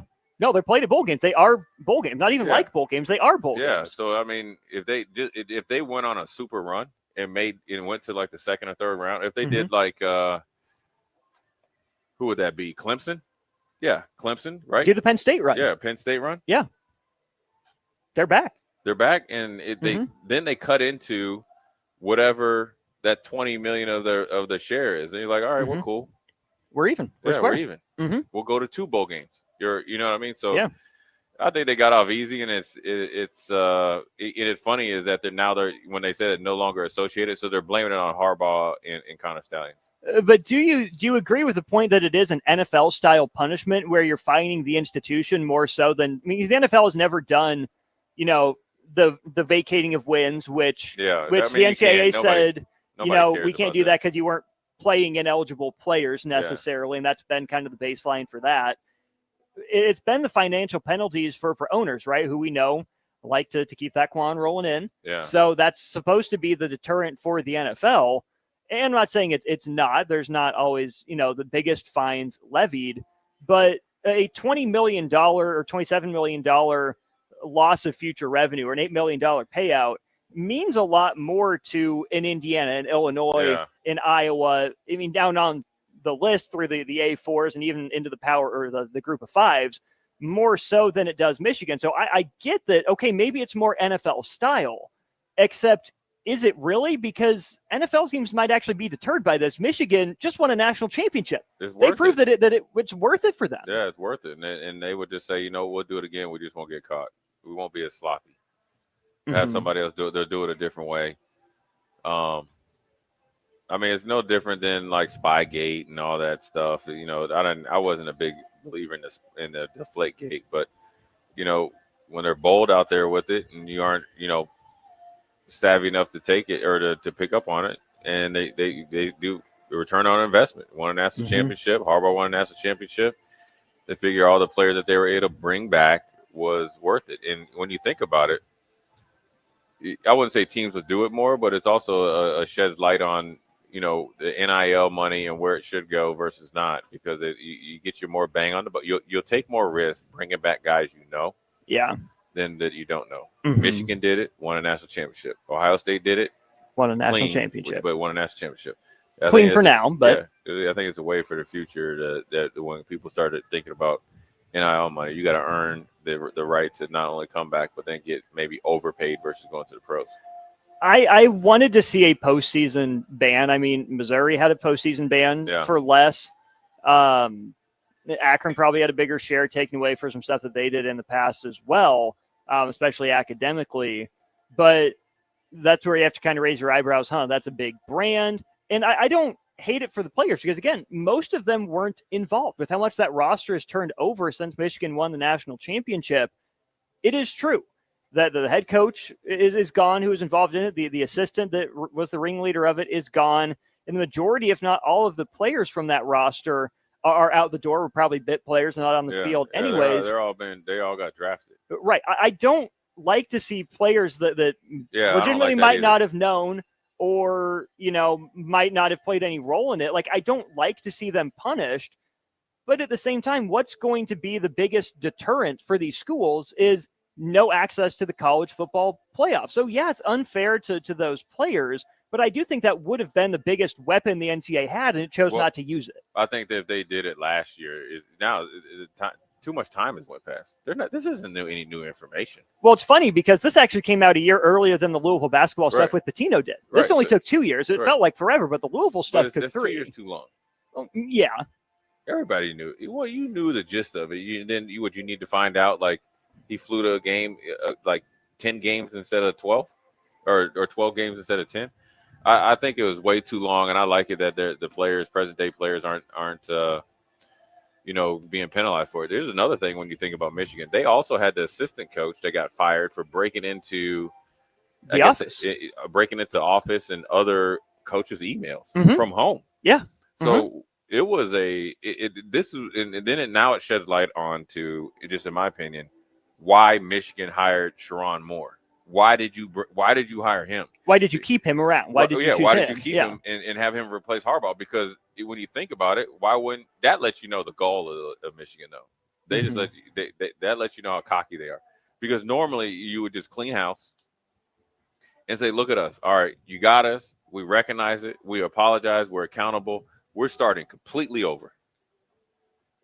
I think the gall goes the other way too. Potentially, they keep Sharon Moore to keep a scapegoat around. So if they can get off light and keep their guy, okay. Well, we were kind of looking at him anyways, so he gets a 2-year audition before this comes down. And you do him a solid though too. You do him a solid, but if things are harsh, you're going through appeals. That's when you can say, "Hey, we knew we weren't going to get anyone, on Harbaugh's level to come in. We had to keep Sharon Moore. It works out because we're not against him. We don't think he's going to fail or whatever. We're just not 100% sold, so we can get our trial run, and we have our scapegoat around. If we ever got to, let it wander in the wilderness, we can do it, and then that'll make us look better. We finally got off, from the stain. That guy was involved. Now it's a completely clean house. Michigan had its cake and ate it too. They had it both ways. Yeah, I'm gonna tell you what though. This is a like a program, like changing year potentially for Michigan. Mm-hmm. Because then you think about who could Michigan get after Sharon Moore, no matter what. Right. Because everybody else is going to start leveling up, even in the Big Ten. Here's where I think Michigan, maybe miscalculated. In the old Big Ten, before Oregon, obviously Washington, UCLA, and USC came in, you had the brand power and the dominance as far as consistency now with Harbaugh that you could make your own rules. Now with these other guys coming in and the other schools starting to level up, I mean, you just think if Indiana continues to validate their last year's success and say Nebraska does and say like Illinois does or whatever, you're not going to be able to hire a Michigan guy. Right. Then you're on uneasy terms. And so then you'll go through some true trying times to get back to a standard. You'll always fight that standard. And then you will either get desperate or you will start to run through coaches. And we've seen it firsthand. You start to run through coaches, you start to run through administrations, you start to lose your identity. And then Michigan now is facing something that they hadn't faced in a very long time. And I know there was a failure with Rich Rock. This is also Hoke. Yep, Brady Hoke too. This is also where you think is putting yourself or exposing yourself at that. You can't tell the future because of you never knew rev sharing was going to come this quick, but you expose yourself to the point for short-term gain. If it doesn't work out with Sharon Moore and you don't get the guys that you want, because you got to think this is an administration problem too. Oh, right? yeah. Okay. I mean, I guess I'm thinking about it. Say I'm a Coach Jay Foreman, right? And they get rid of Sharon Moore. They knew Sharon Moore was in it. You're using him as a scapegoat. Those same guys are the ones that ran him out. So that means you will run me out too. And the coaching community is very, very tight. You might, if they don't win this year, maybe next year, it could be some trying times for Michigan. I would have no problem with it either. No, absolutely not. And Michigan's not a school that's going to want to hire the next Kurt Cignetti.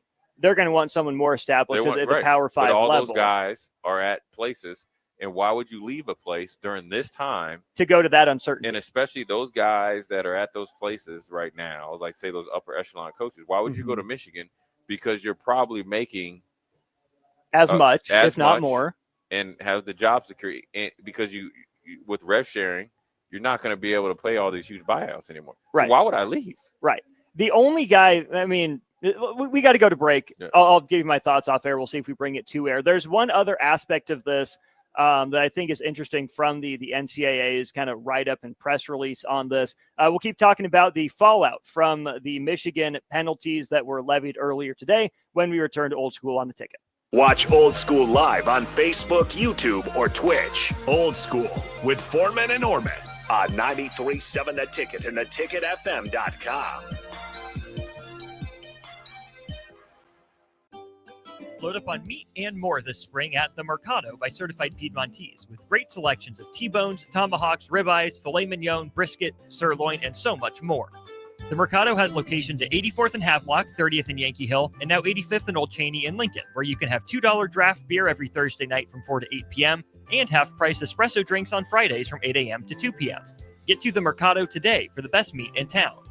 Jack Russell of Farm Bureau Financial Services is here to help you protect things that are most important to you. Whether it's your home, your family, or your future, Jack Russell has the proven experience to get the job done while developing authentic relationships with you. Give Jack a call today at 402-421-9100. Again, that's 402-421-9100. Or visit one of his 2 locations in Lincoln or Seward and learn how you can excel in the complicated world of insurance. Jack Russell of Farm Bureau Financial Services, a trusted and well-respected representative since 1999. Big box stores are tempting for buying equipment for your high schooler in sports or for yourself in your sports leisures. But buying new is awfully expensive. Why not go somewhere with new and used options? Play It Again Sports has quality, slightly to gently used equipment, and 50% of their inventory is actually new equipment. And it's more than baseball, softball, and golf. They also have equipment for disc golf, fitness, hockey, and more. Plus, they're always buying products. Bring your gear you're done with and get trade money on the spot. Play It Again Sports at 48th and Vine.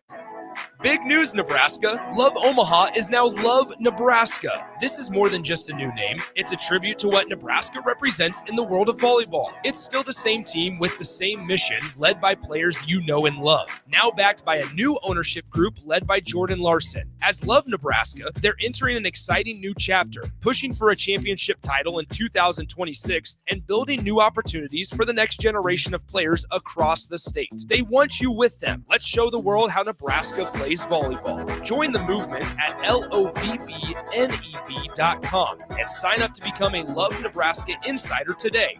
When you were a kid, clubs were cool. Robotics club and space club and stuff like that. But what do adults get? Book clubs and quilting clubs? Nah, forget that. How about margarita clubs and old-fashioned clubs? Get to Upside Bar and Lounge for the best clubs in town. Try all 10 varieties of Upside margaritas or old fashions and take home a free souvenir glass. Grab the whole crew and pair it with taco night on Mondays or whiskey Wednesdays. Upside Bar and Lounge at 29th and Pine Lake. When it comes to concrete, Stevens & Smith Construction doesn't stall. They go for the takedown. As Nebraska's full-service concrete contractor, they stay in bounds, hold inside position, and never forfeit quality. Whether it's foundations, flatwork, or concrete coatings, they elevate performance and pin down results that win every time. Stevens & Smith Construction is a proud sponsor of Takedown Tuesdays on 93.7 The Ticket. Because when it's time to wrestle with concrete, Stevens & Smith Construction slams expectations. Need service on your home air conditioner? No matter what brand you have, just call Bryant, 467-1111. Bryant Air Conditioning, Heating, Electrical, and Plumbing. Mike, I've been thinking our house could really use a makeover. How about new siding? I've been thinking the same thing. Have you heard of James Hardy? Yes! Sarah down the street had Roofing Service Company install James Hardy siding on their home, and they love it. Roofing Service Company does have great reviews. They took her through the design process and made everything super easy. Roofing Service Company offers expert design and installation. Couple that with James Hardy's durable products and variety of colors, you and your family will love your exterior remodel. Just visit roofingservicecompany.com. That's roofingservicecompany.com. Are you looking to upgrade or improve the garage door on your home? This is Cameron Hall of Doors Plus. At Doors Plus, we guarantee to offer a wide selection of options from 5 leading garage door manufacturers as we deliver a free estimate, exact measurements, and rapid installation with a 3 to 5 week time frame. When you choose Doors Plus for your residential garage door needs, you'll work with our experienced technicians and be ensured that your new door seamlessly complements your home. Give us a call at 402-590-5800 or visit us online at doorsplusllc.com. Doors Plus, garage doors and more. Old School with Foreman and Orman. Any tips for a dad who just volunteered to be a YMCA flag football coach less than a week before the season started because no one else had volunteered to coach the 5th graders up to that point? Tylenol for your headache. Put some in your cup. Put some in your cup, and make sure your contract is 1 year only. Medicate, bro. Frank Reich. Frank Reich at Stanford. Yep. On 93.7 The Ticket and theticketfm.com. Back to Old School with Foreman and Orman on 93.7 The Ticket and theticketfm.com. Welcome back into Old School. Jay and Austin with you here at Haymarket Park.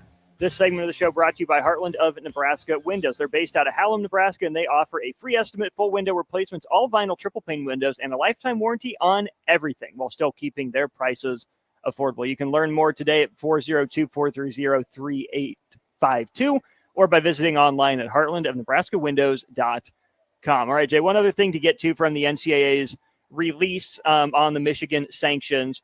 Second paragraph here says, similarly, the NCAA membership has shifted from scholarship limits to roster spots. The NCAA membership has not yet determined whether roster reductions will replace scholarship reductions as a core penalty, and the panel did not want to prematurely make that decision on behalf of the membership. Instead, the panel adhered to the percentages contemplated for level 1 aggravated scholarship reduction. So Michigan level 1 aggravated offender, that's one of the worst, they're telling you. But converted the penalty to the financial equivalent of what would have been scholarship reductions. Do you think it would be a fair penalty for the NCAA in cases moving forward to reduce the roster size for some of these programs that find themselves out of line? Yeah, but I think there will be a lot of teams that don't have the true 105, right? That, just because you can have 105, you'll see teams that might hover around 90. And I'm sure like Kirk Cignetti, who doesn't spend a lot of time on the practice field, will probably have a little bit lighter roster. I would reduce the roster in Michigan's case to 80. And it had to be stair-step. Okay, listen, I would be like, okay, you keep your money. Mm-hmm. Okay. You're at 105 next year, or you're at 25. 25. Mm-hmm. You're actually at 100. Okay, so that's 5. Okay, the next year you're at 95, and then you end up at 90, and then you get to go back. Because I think that's when they do it, because that you're going to be able to affect them from a money standpoint, that they're not going to be able to invest in their roster depth-wise. You're not able. You won't be able to practice the same. So then, therefore, the same things that you use to be a national champion, per the investigation, you won't be able to do to the same magnitude, and the playing field is level now, right? You tipsy-topsy the playing field drastically for 2 or 3 years, right? Yeah. So now we got it level. Now you're actually to the way tipped against you. Now let's see how you do after that. That's what I would have done. I would, and then maybe not 15, as far as going, but I would have made the reduction. Not right away. It would have been like a slow burn. You know what I'm saying? Right. Because just like they did with the roster limits right. to begin with, the designated student athletes and whatnot. No, we're going. You're working at a deficit for some time, because you have to think they just didn't come up with this KGB scheme. That's still the funniest part to me. It did. That lets you know it was a collective effort. Yeah. Wait, what are you going to call this? We're the KGB. Oh, that's Harvard. Oh, that's pretty cool. He probably went home and watched some YouTube on it. Michigan got off easy. That you knew that they were going to get off easy when they essentially challenged the NCAA. I think it was the Penn State game, right, where they really came. And Sharon Moore was out crying and all this other stuff. I was like, man, you look like a straight chump. They ended up winning. And they kind of knew how they dared the NCAA to really, really drop the hammer, and they didn't. And the NCAA would drop the hammer more on a Youngstown State or like a school like that with Michigan, and there is some reason for that, and that's because they're a blue blood, and they have brand power. Which I'm trying to find the Jerry Tarkanian Running Rebels quote. Something like Kentucky keeps cheating, so sorry, Colorado State, you're out of luck. Yeah. Something like that to that effect, which is just kind of the way it goes. But Jay, let's put ourselves in the shoes of, we're here in Nebraska, obviously. I think we can throw Florida State into this conversation, maybe even Texas, who's gotten close but not over the hump. If you're a school like that hasn't won a national title in a while, what message are you receiving from seeing what happened to Michigan? To me, it's we can make this happen. Oh, I'm doing it. Is that what you're asking me? Yeah, like that, isn't that not the message being sent? Yeah, I'm going on a weekend retreat. I also tell your wife, your cell phone's going to be left. You'll be okay. We'll have a bat line that you can call, check in twice a day. We're going way off in the middle of like Idaho somewhere, Montana. We're taking a retreat, and on our private jet the way up there, I want to have a detailed report of what are we going to do to make this happen and be better at hiding it. Mm-hmm. We're going to call ourselves MI6, not the KGB. Yeah. No, we ain't going to call us. No, we just blank. We just the head nod crew. You get it, your job done? Hey. We're redacted. Yeah, we're redacted. We're just we'll have a name and we keep putting the white out on it. Oh, yeah. It's worth it. It's just like, I know it's something different, but I was listening to Gary Sheffield, and they were talking about Barry Mr. Bonds, Batwaggle. right? And he was talking about the steroid era, and there was other guys talking about the steroid era, and they were talking about Pete Rose. He can get in the Hall of Fame now, and they're talking about Barry Bonds, and Roger Clemens might not get into their, probably passed away. And really, when you look at a lot of baseball players, it's worth it because you're going to get paid for it, and they won't do anything to you till well after the fact. Well after, and then the Cooperstown is all finicky because you put Andre Dawson in there as an Expo. He wanted to go in as a Cub. I want to go in a Cub. No, you don't. Here's your plaque. Take it or leave it. He's like, well, I'm leaving. Well, you're still in under Expo. So I mean, my analogy is, and my story is like the risk is worth the reward if you do it, or if you need to get to that level. Mm-hmm.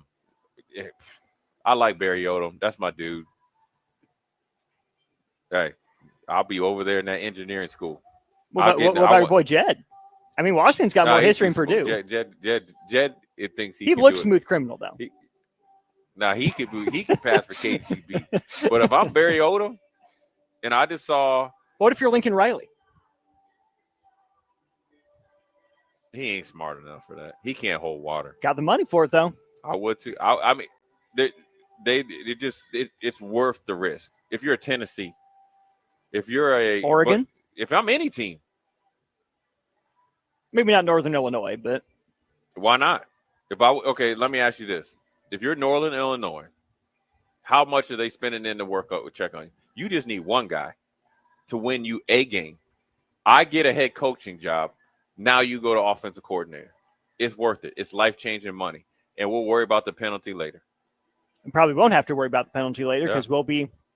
Here's a I guess a story. I this is when I knew. Well, first of all, I knew this is before I got the doctor's report back about my neck, right? And obviously, I had some issues with my leg. I would never forget. I was with 49ers and hurt my knee, and it was a real bad MCL tear. But I was like, all right, it started. I was progressing and stuff, and so I was like, all right, I'm gonna get back in the best shape I can and see if I can get one more year as long as I can pass. Like, I have a doctor that I see that's not affiliated with the NFL, right? And so in that meantime, I'll never forget this, man. And this is where you start talking to some guys, and I won't say any names, but you knew some big time guys were doing some, I guess, some scientific supplements. Let's say that, right? And I remember walking in the locker room, and I always felt like, because I was like, you know what, I'm going to eat right. I feel like that's going to help me recover. It's going to help with the inflammation. I had, and I was working towards this my last, years 7, 8, and 9, or Mhm. 7, 8, and 9, right? So, or you know what I mean? So I was already in this type of mode. And I remember looking at this dude that was from like Fort Valley State. D3. Same, Way somewhere. down there. Mhm. Same height, weight. It looked different. And I knew something he'd been doing. And I started to say that, for me to keep playing and have a legitimate chance to perform at that maximum, I would have probably had to find ways to dabble in that stuff. Mhm. Now, but then I knew it was some risk that I could have got to doing that stuff. But I still would have been paralyzed, right? If I had another bad hit. So take that out of it, I guess to be, somewhat honest. And it's always like when they talk about live golf, like if in year 9 in the Canadian Football League will say, you know what, man, we're trying to start this new league. We want to pay you on the way out of the league 3 times the max you ever made. I'm gone.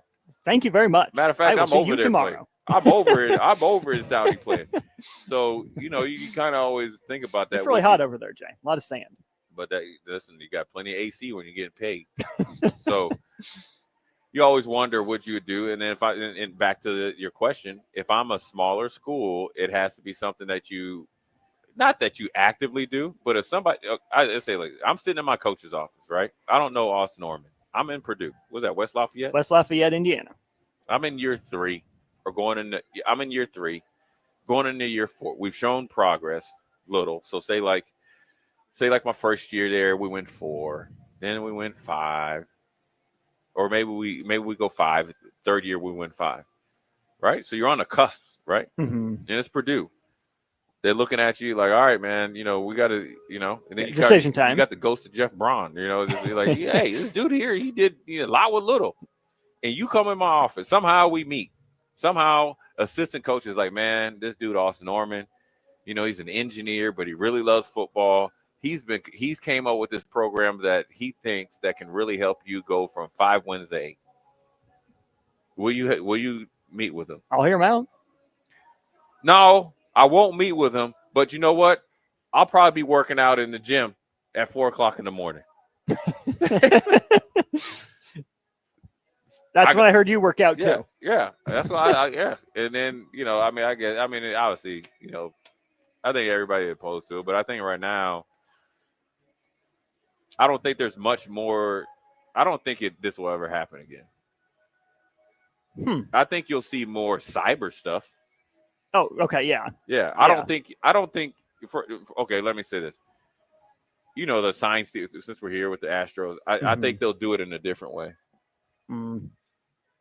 You'll try to tap into their headphones or something, or sorry, got the wrong frequency. My bad. Whoops. You'll do something like that. You're not going to have a guy standing right next to Harbaugh, and then with all these cameras and cell phones, buy $35,000 worth of tickets and be standing on Western Michigan sideline with sunglasses on for a night game. For a night game and the red light there. It's not happening. No. And you're not going to be at Ohio State games with Michigan stuff recording the videos. You better not be. You're Otherwise, recording the coaches death and the wish. plays going on there. It's Whoops. not happening. You're not that you won't. They won't be as, I guess, roguish with it as I like to say. We will see what the future holds. We'll be back to wrap up hour 2 of Old School in just a moment. You're listening to Old School with Jay Foreman and Austin Orman. Download the mobile app and listen wherever you are on 93.7 The Ticket and theticketfm.com. Need service on your home air conditioner? No matter what brand you have, just call Bryant, 467-1111. Bryant Air Conditioning, Heating, Electrical, and Plumbing. The trip of the summer is coming. Collective Soul. Live. Summer Unity Tour 2025. August 21st. Pinewood Bowl Theater in Lincoln's Pioneers Park with Our Lady Peace. Tickets on sale now at Ticketmaster.com. Collective Soul. Live. Our Lady Peace. Together. With UBT, you've got total control over your money. Like Doug, who runs his game day tailgate like a well-oiled machine. I got burgers, brats, chicken, dogs, plus all the fixins. And with the UBT Go app, I can track my food spending from anywhere. Pro move. They don't call me Grill Sergeant for nothing. No matter your goals, UBT helps you feel good about reaching them. Union Bank and Trust. Member FDIC. Nutrition Authority invites you to check out the all-new Epic Effects. Epic Effects is designed to blast body fat, curb cravings, and provide the smooth energy to get you through the day. Home of free samples and better than internet pricing, Epic Effects can only be found at Nutrition Authority. For store info, visit mynutritionauthority.com. Empower a child today with the Teammates Mentoring Program. Hope is only a conversation away when you choose to share your talent, time, and heart with a child. Together, you can build a relationship based on strengths and chart a brighter future, 1 week at a time. Find out how you can be a mentor by visiting LincolnTeammates.org. Become what you needed as a kid by joining the Teammates Mentoring Program today.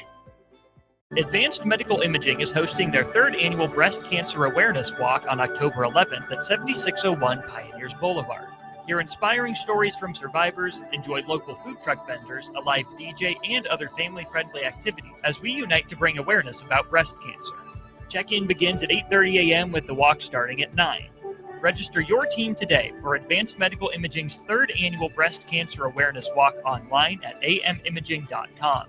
Let's walk for those we've lost, for those still fighting, and for a future without breast cancer. MHC isn't a new company, just a new name. Moe's Moving is now Moe's Home and Commercial. Whether moving across town or across the state, MHC Moving has you covered, specializing in home, apartment, assisted, and independent living moves. MHC can handle your commercial moves as well. MHC Moving has 0 hidden fees. You'll never pay for same-day booking or be charged for stairs, heavy items, or elevator fees. Rates are the same Monday through Saturday, and you will never pay a truck or fuel surcharge. And they offer payment plans through PayPal. Call MHC Moving today at 402-853-7167 or go to mhcmoving.com.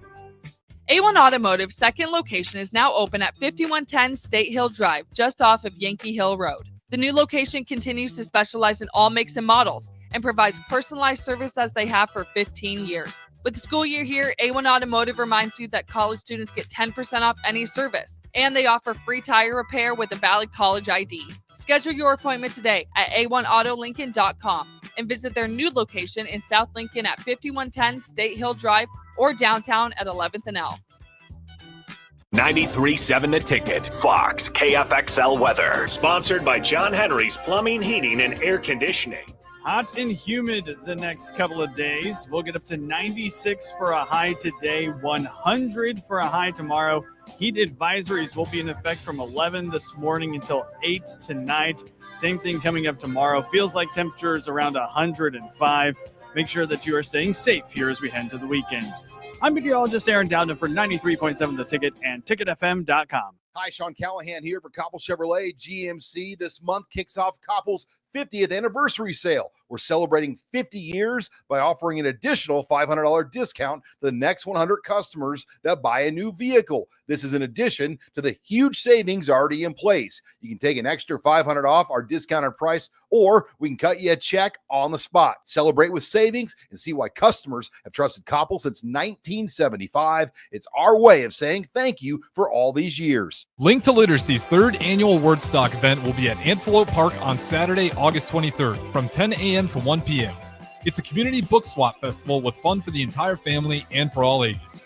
Enjoy food trucks, kids' activities, a reading corner with celebrity narrators, including Brian Helton, President and CEO, Director of Parks and Recreation, UNL athletes, and more. And of course, free books for all kids and adults. Go to linktoliteracy.org to get the full story and then make your plans to attend Wordstock. Back to old school with Foreman and Orman on 93.7 The Ticket and theticketfm.com. Wrapping up hour 2 of Old School from Haymarket Park. Beautiful day for a game. Of course, it's a little toasty, maybe a little on the humid side. Temperature at 94 degrees right now, and we are still sweating despite the AC being cranked in our studio. Big thanks to our gracious host from the Salt Dogs for having us out a few times this year, as always. We, of course, have a beautiful view of Memorial Stadium just across I-180, just across the bridge there. But, Jay, a little bit of news in recruiting. First of all, Nebraska gets a commit from High 4 almost 5-star safety Torrey Pittman. That's a number 16 overall player, according to Rivals, number 2 safety in the country out of Omaha Central. That's a big get for Nebraska. Last defensive back of that caliber wasn't actually a defensive back when he started out, but Xavier Watts turned into an incredible safety for Notre Dame.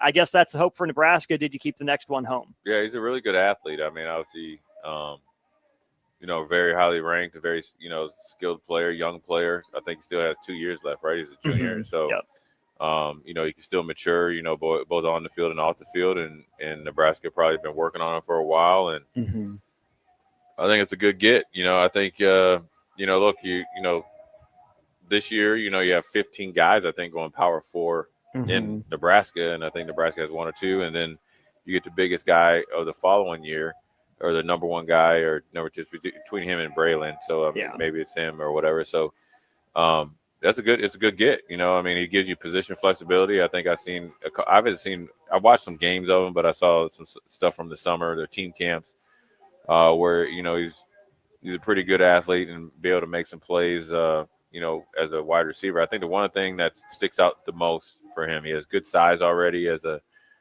sophomore going into a junior year, or essentially he's a junior, rising junior, because school started, so he's a junior. Yeah.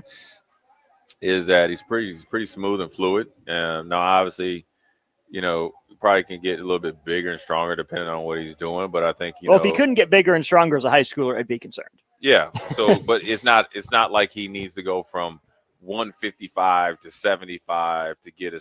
So he's already ahead of the curve as far as his natural kind of walk around weight, size, and speed. It's a good gift for Nebraska. He's a highly ranked player, and now it's to continue along the relationship with him, to keep him committed, obviously, and he's got to commit continuously to Nebraska. I think it's when you get a commitment this early from this type of player, you're still trying to continue along the marriage or the commitment. The other bit of recruiting news, kind of, sort of, is Old Dad 34 says, after watching Dayton Raiola's highlights, I can tell that kid has a canyon, and he can even run for 10 yards when he needs to.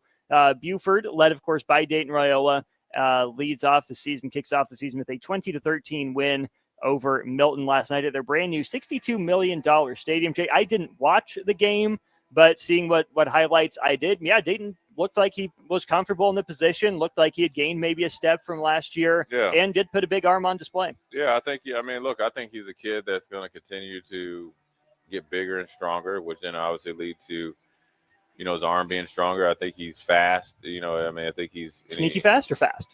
Oh, sneaky fast. He runs well enough, and I think he's athletic enough, and he doesn't turn down hits, and I think he's gotten better from last year as far as, playing the position. When you play Milton, who won the state championship last year, I think at 7A, you're not going to throw for a ton of yards. I think the biggest thing that he did or showed doesn't show up in the stat sheet. Showed the ability to embrace the moment, operate effectively in the moment, and play the position. That's the most. Those type of games don't come often in high school football. Now, obviously, when you have a $62 million stadium, you're on ESPN2 or whatever you're on. It's a national televised game with 2 nationally ranked teams. You gain more from that, learning how it's essentially a Cliff Notes experience version of what it's like to play high level, college football, because a lot of those guys are 5-star recruits. You got a couple guys that I think on his team are going to Georgia. One kid I think is going to Ole Miss, and I'm sure they got some others that are either on the way to committing, and then on the other side, they got some dudes over there. So, this is good on good, and some of the best players in the whole nation. 2013, Dayton Raiola leads Buford to a win over Milton. That's how we'll wrap up hour 2 of Old School. Come back with us to Haymarket Park for hour 3 of the show, brought to you by the Mercado by Certified Piedmontese. Watch Old School live on Facebook, YouTube, or Twitch. Old School with Foreman and Orman on 93.7 The Ticket and theticketfm.com.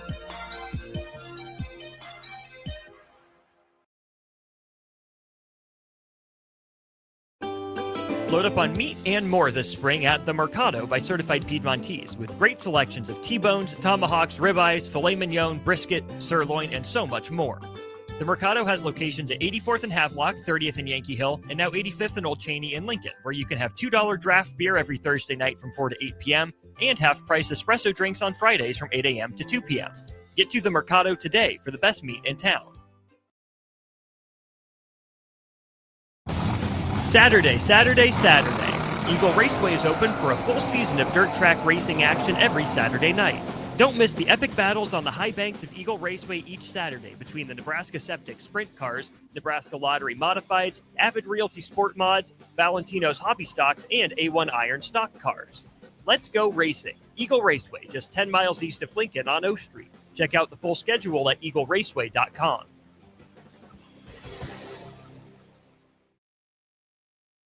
A lot of businesses say they're family focused, but when tough situations in life arise, the business wants anything but your best interests. James Enterprise Incorporated is hiring, and they will always treat their employees like family, just as they do their customers. James Enterprise Incorporated is hiring Class A and B CDL drivers, a shop tech, and a diesel mechanic. If you're looking for a career with a company that goes above and beyond to value you and your family, apply today at jamesenterpriseinc.com or call 402-432-6740. At Schwezo Construction, safety isn't just a policy, it's a promise. Build with us. Work safe, go home proud. We're hiring skilled craftsmen, laborers, concrete workers, and steel erectors who value quality work and a team that has your back, on and off the job site. If you're ready to be part of a company where your safety and success come first, visit Schwezo.com. That's SCHWISOW.com and apply today. Schwezo Construction, 40 years strong and still building the future. MMA fighting is back this Saturday with Summer Season VFL 4 at the Complex. Lincoln's best amateur MMA fighters will display their best performances, with Misael Monares fighting Colin Fisher for the welterweight title to wrap up the night. Get your tickets at thecomplexlincoln.com, where you can live stream the event as well. Doors will open at 6 p.m. with the first bout at 7 p.m. this Saturday, August 16th, all at the Complex at 1555 Yolanda Avenue. Advanced Medical Imaging is hosting their third annual Breast Cancer Awareness Walk on October 11th at 7601 Pioneers Boulevard. Hear inspiring stories from survivors, enjoy local food truck vendors, a live DJ, and other family-friendly activities as we unite to bring awareness about breast cancer. Check-in begins at 8:30 a.m. with the walk starting at 9. Register your team today for Advanced Medical Imaging's third annual Breast Cancer Awareness Walk online at amimaging.com.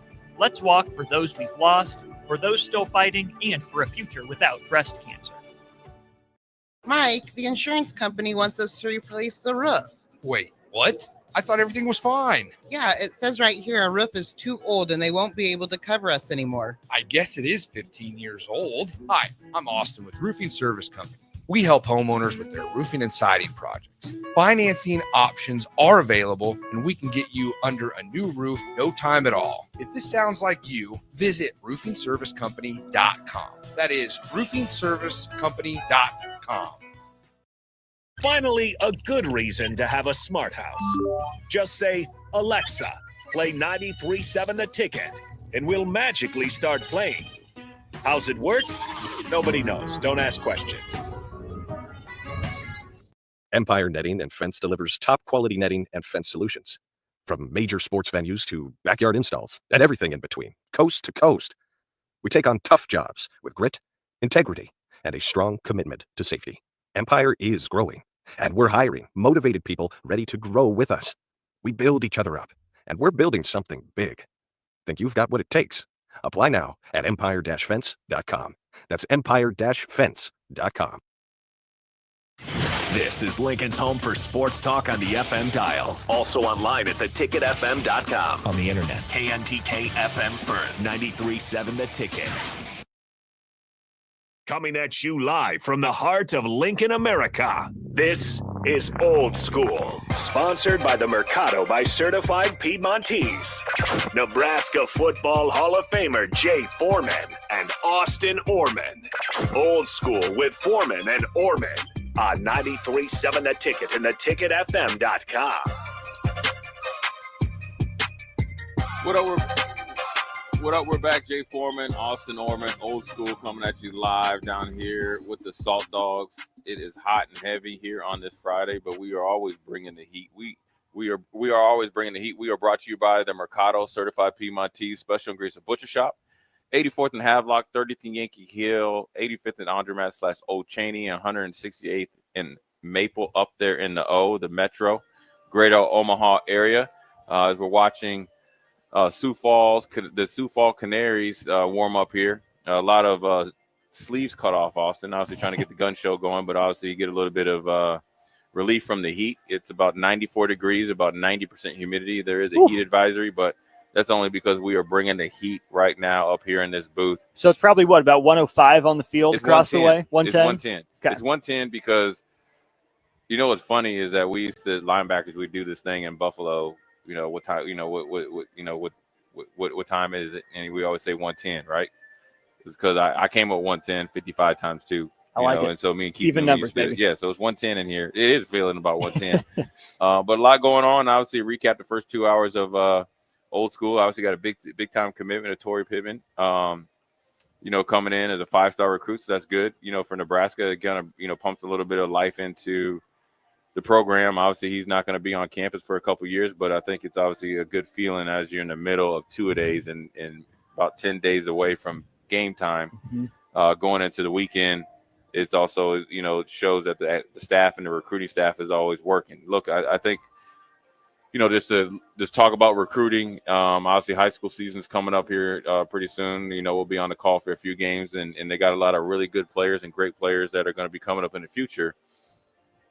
Getting a commitment from a kid 2 years out is probably a little bit harder than getting a guy in the regular season. Because a guy like Pittman has probably been some places unofficially, a lot of offers and a lot of promises.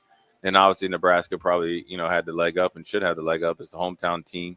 But I think also there's pressure to get him and get a lot of players, based on the profile, but also the proximity. And then more importantly, to keep his attention, get him to commit, which he never had to commit. He can say, you know what, I'm not committing to, before my junior year or before my senior year. Mm-hmm. I'll see you next year. Because he'd have plenty of teams that whoever his final 8 or whatever it was would have waited. But I think he felt like there's time to commit, and that way he can get it over with and just focus on being the best he can be the next Must few have years. liked that offer sheet that got slid his way. Can guys in 27 get him too? Oh, maybe it is just seniors. Yeah, I don't know. But in that case, maybe got a sneak peek. Yeah, sneak peek. and that's probably part of it. I mean, the business is the business, and the revenue sharing and stuff like that. You got to have an idea. And also, I will say this. You can't just give them the Gators numbers where they say, hey, this is what we're going to pay you. And then you get there not so fast. Because before his senior year, if it's only seniors, or before his last year in high school, you have to see it. And that's somewhat that, you can keep, obviously. But then also, you don't want to be known as a school that you're sending out fake numbers and fake offers. And then obviously other schools would be, obviously step in and pounce on it. So is it more damaging to give out false numbers or give out lower numbers?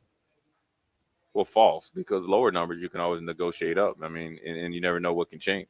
I mean, you got to think about, just imagine Kansas's numbers if they didn't get the $300 million influx of money, and Kansas goes into another big bowl game, and they want to get the number one guy in Kansas and say he's a 5-star. Well, maybe they can only, let's just say they only could offer 100,000 then. Well, now they can only offer 5. The game changes. Yeah. Right? Now that's lower. It's lower than the other team, Kansas State, say that, at that point in time.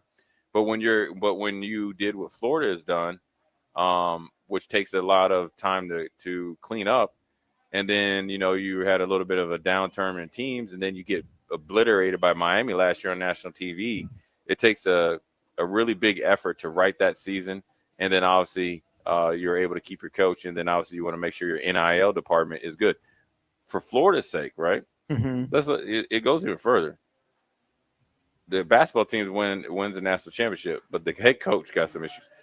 So he got cleared. Yeah, that's dismissed. Yeah, but it's all encompassing at Florida. But it starts with the fake offers or whatever you want to call it, and then look at Florida State. The promises by Hamilton. They had a team revolt. It's whether what you can do. So you got to really have your offers and what you're going to pay guys. I'd rather get an offer that's below whatever somebody else that's a true offer, so I can really evaluate it, because Ohio State probably feels, and Bama used to be like this probably, or will be still feel like this in Georgia. We can offer you 10% lower, depending on who you are, because we're going to get you ready for the NFL, and you're going to make that up. But it's the winner's discount versus the loser's tax. Right, and so it goes both ways, because you think about Ohio State, Bama, Georgia, schools like that.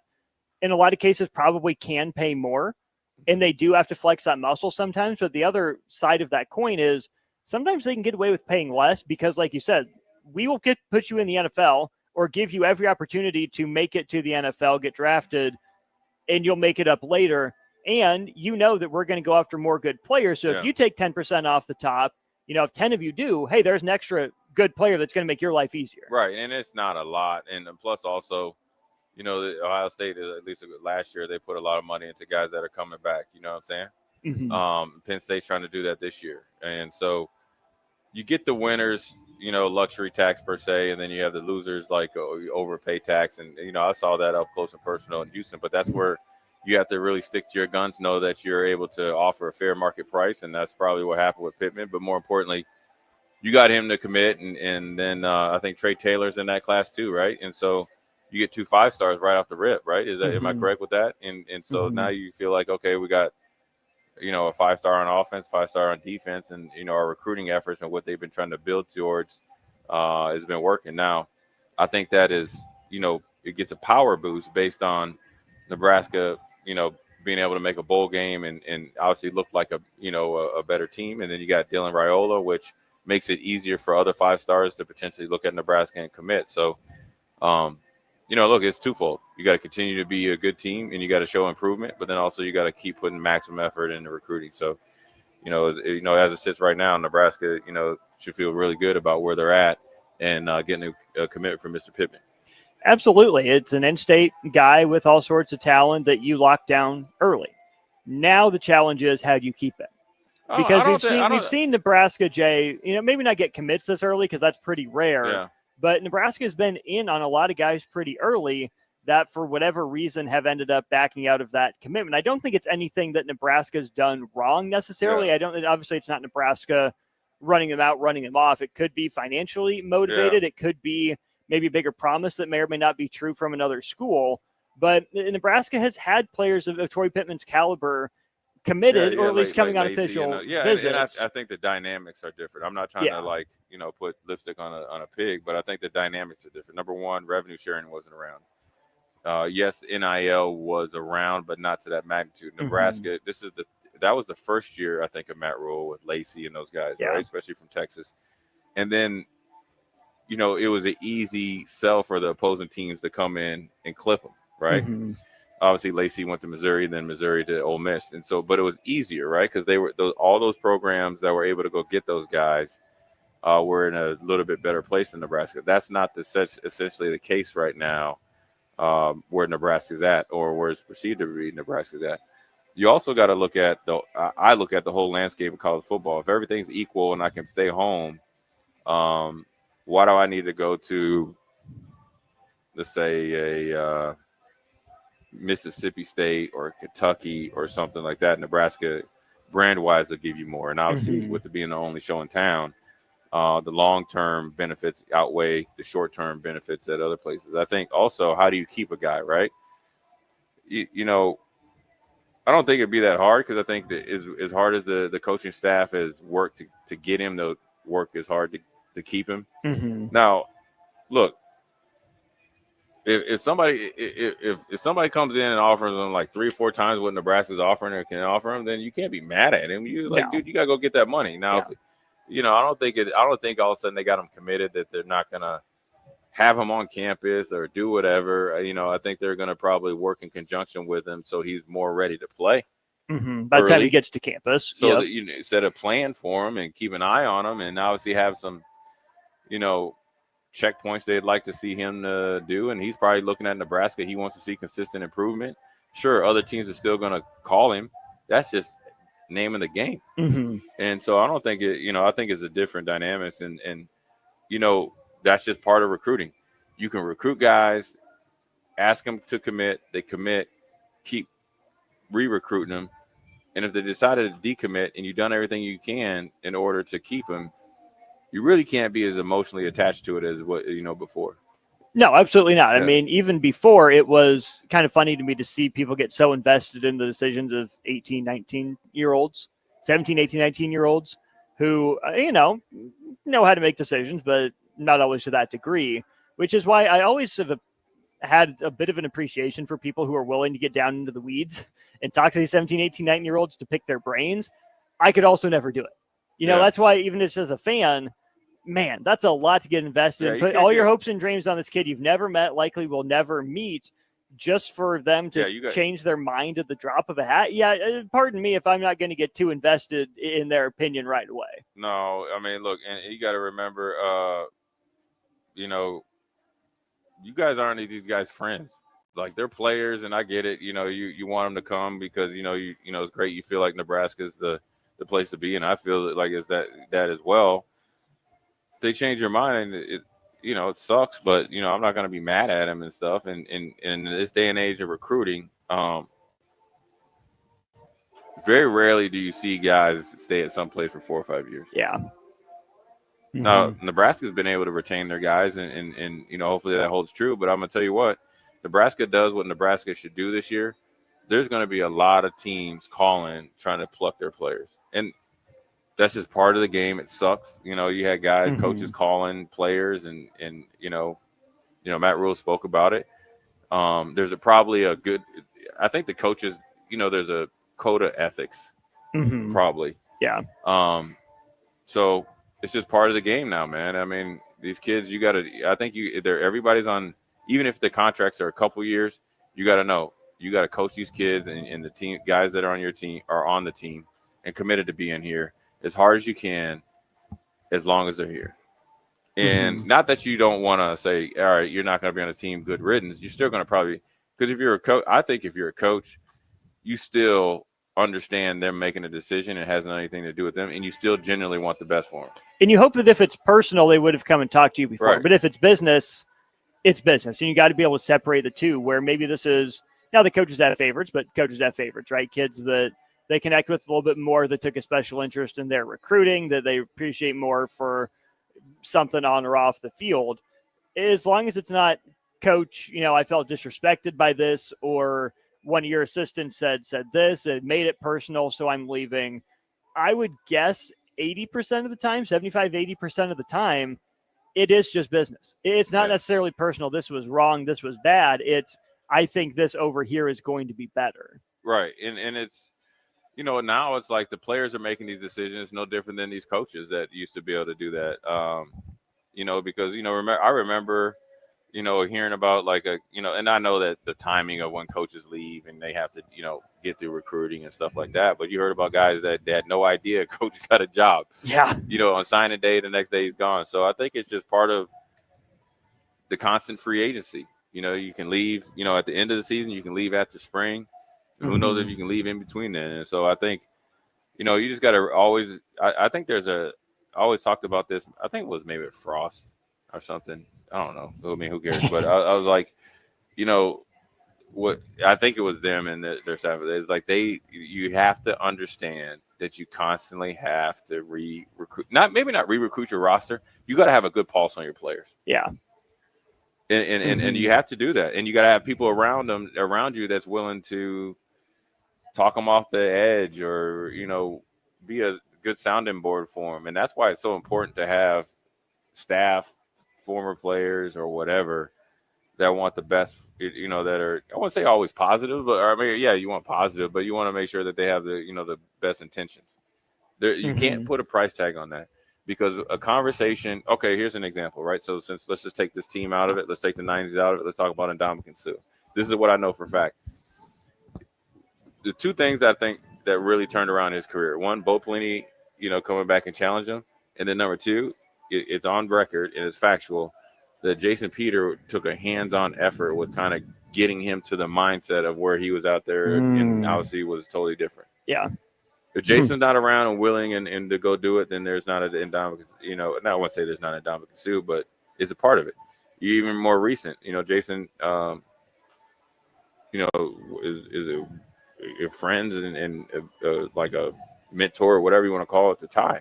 And so that's part of it. It's part of that, part of that deal. So it's part of re-recruiting your roster. It's part of like re-recruiting your commits. Hey, you got them committed. You got to re-recruit them, and then you get them committed. Then you got to re-recruit them still. This is a long time. I'd be curious to know, too, just how much of it is truly re-recruiting a guy where he wants his options open, his circle is telling him he needs to put his options open, versus just the players looking for, does coach know my name? Yeah, is he still invested in me as a person? Because there's no excuse for a coach, to not have some level of relationship with those players. 105 is a lot. Yeah, I think re-recruiting is probably the wrong.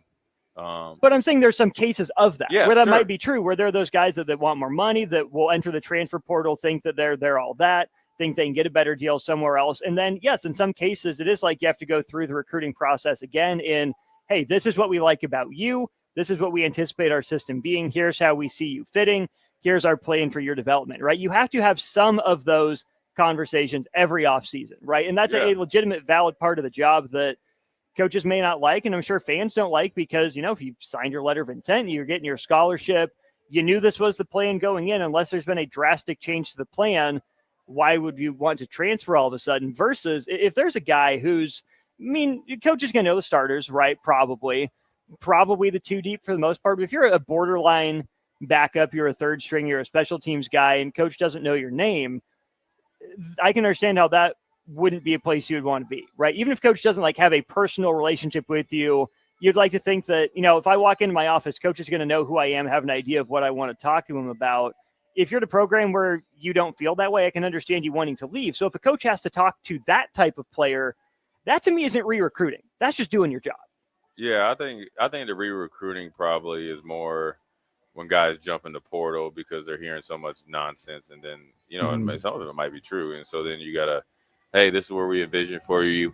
Sometimes there might be like you jump in the portal and say I'm a linebacker and they just have a down year and they need, tons of teams need linebackers. Well, all of a sudden I go from a guy that's barely walking and chew gum to an asset that everybody wants. And so I think it's a case-by-case basis. I don't necessarily think it's always re-recruiting. It might be reassuring, but then also I think it's more or less just having some clear communication with all your players and know where they stand. So it's a case-by-case basis. I think it boils down to always having a good pulse on your team.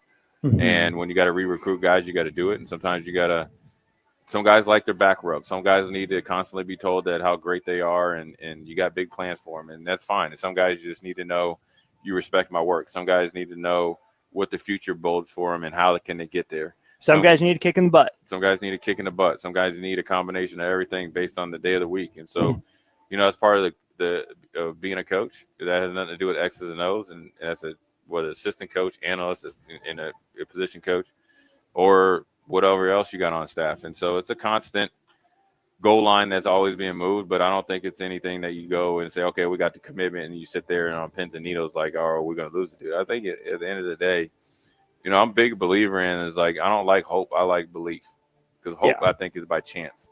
You know what I'm saying?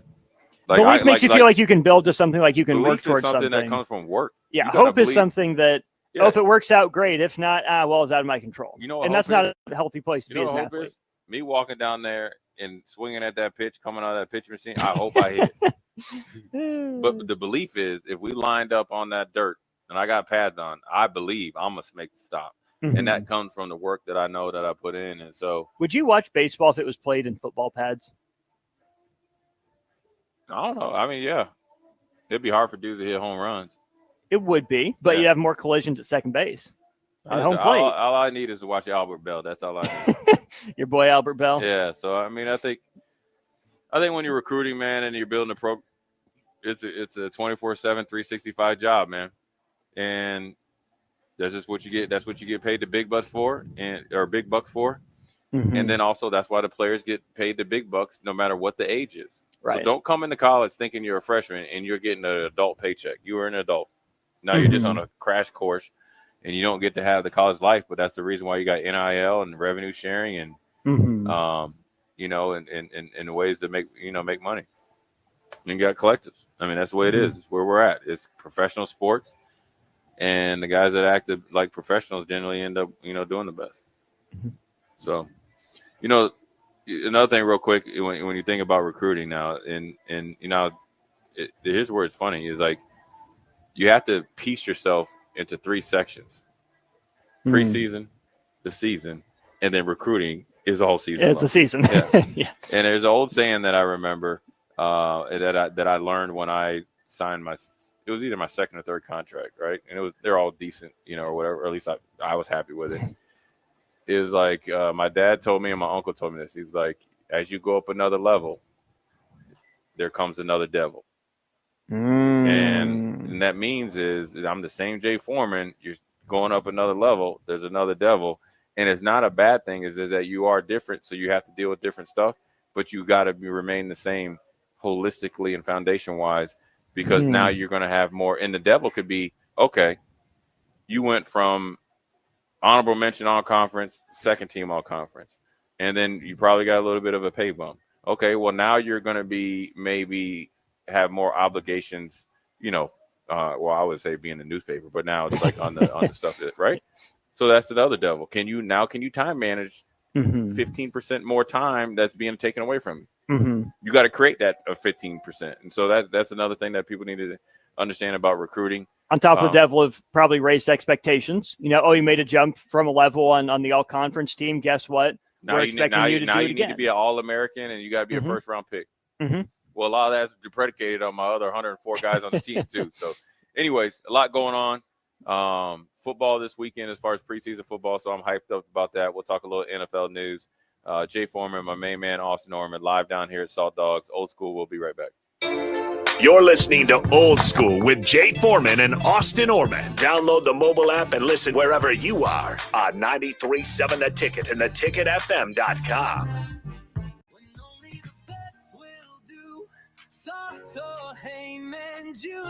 Rick Heyman here from Starter Heyman Jewelers. I want to personally thank our great customers for voting us once again the best of Lincoln. At the same time, we're celebrating our 120th year in business in the great state of Nebraska. Visit us at South Point, Grand Island, and the Outlet in downtown Lincoln. Visit us today at StarterHeyman.com. Starter Heyman Jewelers.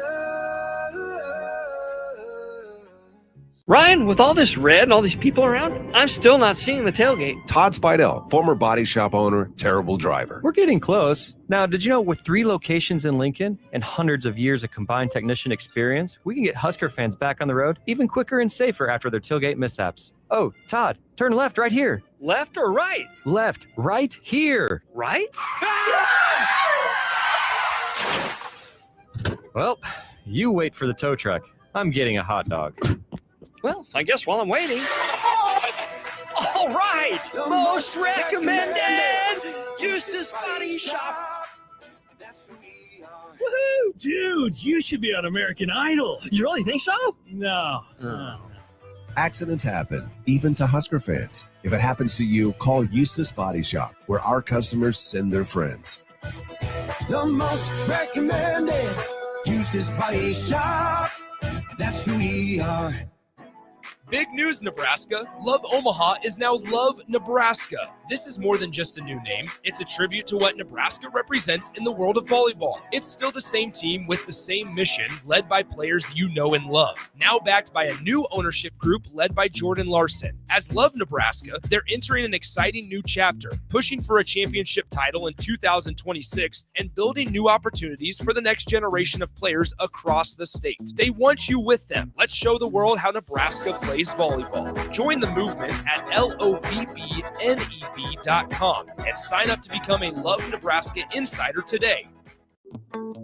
Wall to Wall Wine and Spirits is your place in North Lincoln to go for all your needs in wine, spirits, and beer. They also have a large variety of cigars in their walk-in humidor, and they have a top-notch walk-in temperature-controlled high-end wine room. Plus, you can enjoy free samples from their tasting bar. There's only one place to go for all your needs for spirits and cigars. That's Wall to Wall Wine and Spirits on North 27th Street in Lincoln.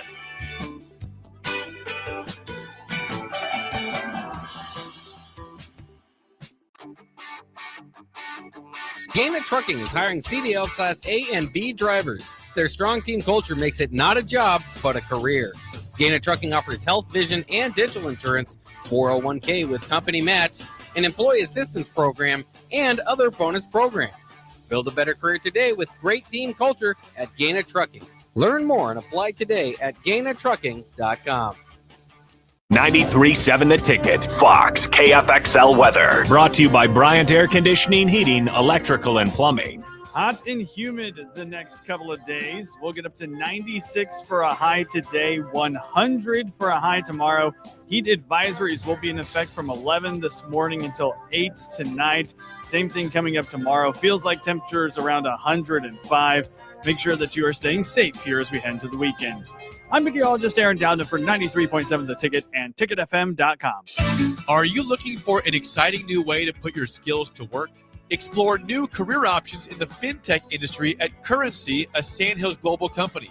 We offer full-time positions in financial sales, compliance, operations, and other fields. We also offer a 4.5-day work week, an attractive benefits package, and opportunities for advancement. Put your motivation to work and grow with us at Currency.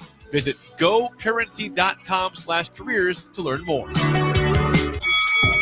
MMA fighting is back this Saturday with summer season VFL 4 at the Complex.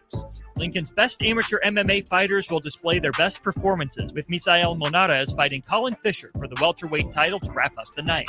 Get your tickets at thecomplexlincoln.com, where you can live stream the event as well. Doors will open at 6 p.m. with the first bout at 7 p.m. this Saturday, August 16th, all at the Complex at 1555 Yolanda Avenue. Ticket listeners know a dream team when they see one. At Applied Connective, we've been in the game for 20 years and have developed a team of world-class leaders in all things IT. From cybersecurity and Microsoft products to physical security, audio-video, infrastructure, business phone systems, and anything in between, we'll help you leverage technology to become your most secure, efficient, and profitable. Head to our website to check out real reviews and testimonials and sign up for a free tech consultation. We can show you where you might be vulnerable, inefficient, or overspending. It's a game changer, and it's totally free. Claim yours right now at appliedconnective.com. MMA fighting is back this Saturday with summer season VFL 4 at the Complex. Lincoln's best amateur MMA fighters will display their best performances, with Misael Monares fighting Colin Fisher for the welterweight title to wrap up the night. Get your tickets at thecomplexlincoln.com, where you can live stream the event as well. Doors will open at 6 p.m. with the first bout at 7 p.m. this Saturday, August 16th, all at the Complex at 1555 Yolanda Avenue.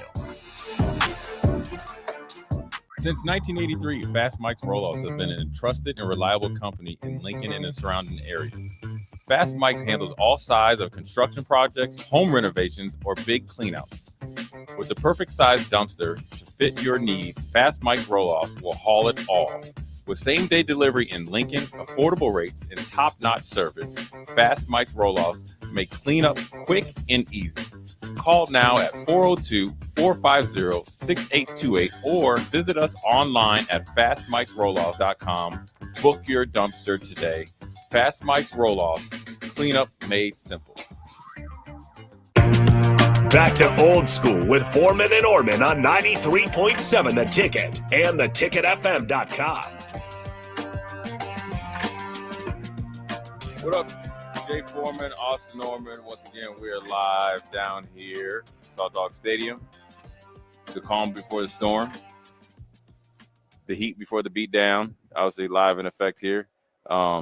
It's interesting, Austin. I was watching the first baseman. He was not happy with his fielding warm up.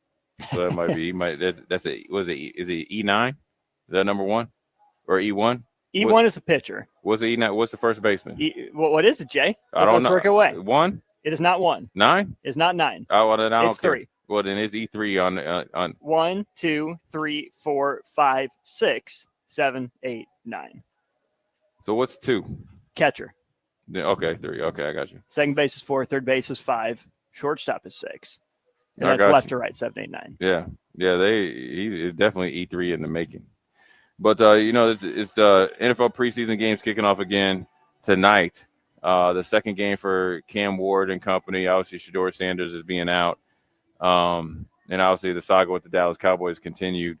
And with only very few preseason, now you're going to see some cuts. And this is what I'll probably talk about a little bit more, right? Is that the reality of some of these young players are going to potentially never play football again. or potentially be in the free agency pool trying to find a job. But more importantly, if you think of a team, we'll talk about the AFC South, like the Jacksonville Jaguars, right? This is an important preseason rest, a training camp for them, and a huge year for them. Yes, they have Cohen, the new head coach, but you got to think this is a make or break year for Trevor Lawrence, right? This is probably a contract year for Etienne. He probably won't be back. This is a really prove-it year for Thomas offensively. I think defensively, the two ends have shown that they're well worth the money. They have an explosive, quick linebacker in Lloyd, but he has to – this is a contract year for him. It's really interesting as this preseason goes. Everybody's like, oh, it's preseason, and they know who's going to start. No, this is – the NFL has changed a lot in the sense of you go to training camp generally with – it used to be you go with the training camp, 95% of your roster already picked. My agent told me this when I played. I think it's slowly become a lesser number because you're always trying to find that diamond in the rough, and the consistency in the, I guess, the difference in between, let's just say, the 43rd player, and say from the 43rd player that you thought down to your 60th, right? Because you got to think your top 40 plus 3 specialists are probably set. There's so much continuity. Somebody's got to separate themselves. It's a lot of chance. And then obviously who's the preseason story per team lends well to that. And that's how you build a team. Your bottom of your roster is going to help you make a big jump in a make or break year for teams like Jacksonville, for a team like obviously Indianapolis, or a team like the Cardinals or somebody like that. That's why this preseason is so interesting.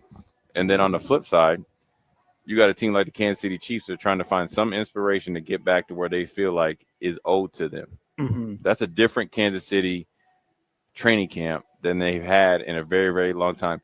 Even when they lost to Patriots at home, and they Patriots end up winning the Super Bowl, it's like, okay, we still have time. Well, that's the first one. That was the first crack. Yeah. But they were able to rebound. But back then, you say we still have time. Our window is wide open. Yeah. That window is closed drastically. Patrick Mahomes is still Patrick Mahomes. You don't have Hill. You don't know what's up with Rice. Will he really be back because he missed last year? Will Worthy be able to play all 17 games? And be effective. And be effective, right? Within the system. Hollywood. And then this is probably the last run or two with year or two. Travis Kelce's not going to play no more than 2 years. But let's just say this is his last year. And then defensively, are we really, what's up? Is Chris Jones? He's going to want to uptick. You just played Karlaftis. Is the continuity there? McDuffie's coming up. McDuffie's coming up. And then you have, back to offensively, you have, I think his number's 24. He's was supposed to be their slot guy. He hasn't. Sky Moore. He hasn't. He's done stuff, but then he's hurt. Pacheco. Do we need to really start investing in running backs, or always try to find the diamonds in the rough late in the draft? The NFL, the news cycle of the NFL, the stories will ramp up by Monday. And that's where it's really interesting this preseason, the next 2 preseason games. You'll understand a little bit more of where Cam Ward is, Drake May is, the Patriots, all these teams that are trying to get back up into be more in relative versus a team like the Commanders. Are they for real? And is Jaden Daniels going to be that guy that continues to light the league up? And then on the sneak, you got the Baltimore Ravens just chilling, trying to win a Super Bowl. It's going to be really interesting to monitor some of those storylines, because in terms of the rosters that you think are pretty set at the top of the sport, you feel good about, for the most part, where Kansas City is. Who's going to be there? Baltimore, Philly, Buffalo, probably. Sure, Buffalo. I would say. Yeah. Since he's still got questions in the AFC. Big questions. Chargers have a few questions here and there. Broncos relatively set. Are you serious? How serious are you? Then in the NFC, Detroit, I like the roster, but 2 new coordinators. Who do the coordinators like? Who are they going to want to keep around as those down roster guys? Packers, are they looking to start the season without Jordan Love? Yeah. How does that affect them for the first couple weeks of the year? Minnesota breaking in a new quarterback who amplifies J.J. McCarthy the best, on top of that really good defense. Arizona, is there another step up in them? Seattle, they just paid Sam Darnold. Who's going to complement him? There's a lot of those teams that have some of those questions that, the top, 30, 40 guys for sure, almost assuredly. But then it's, who are we right now? Who were we last year? Who do we want to be?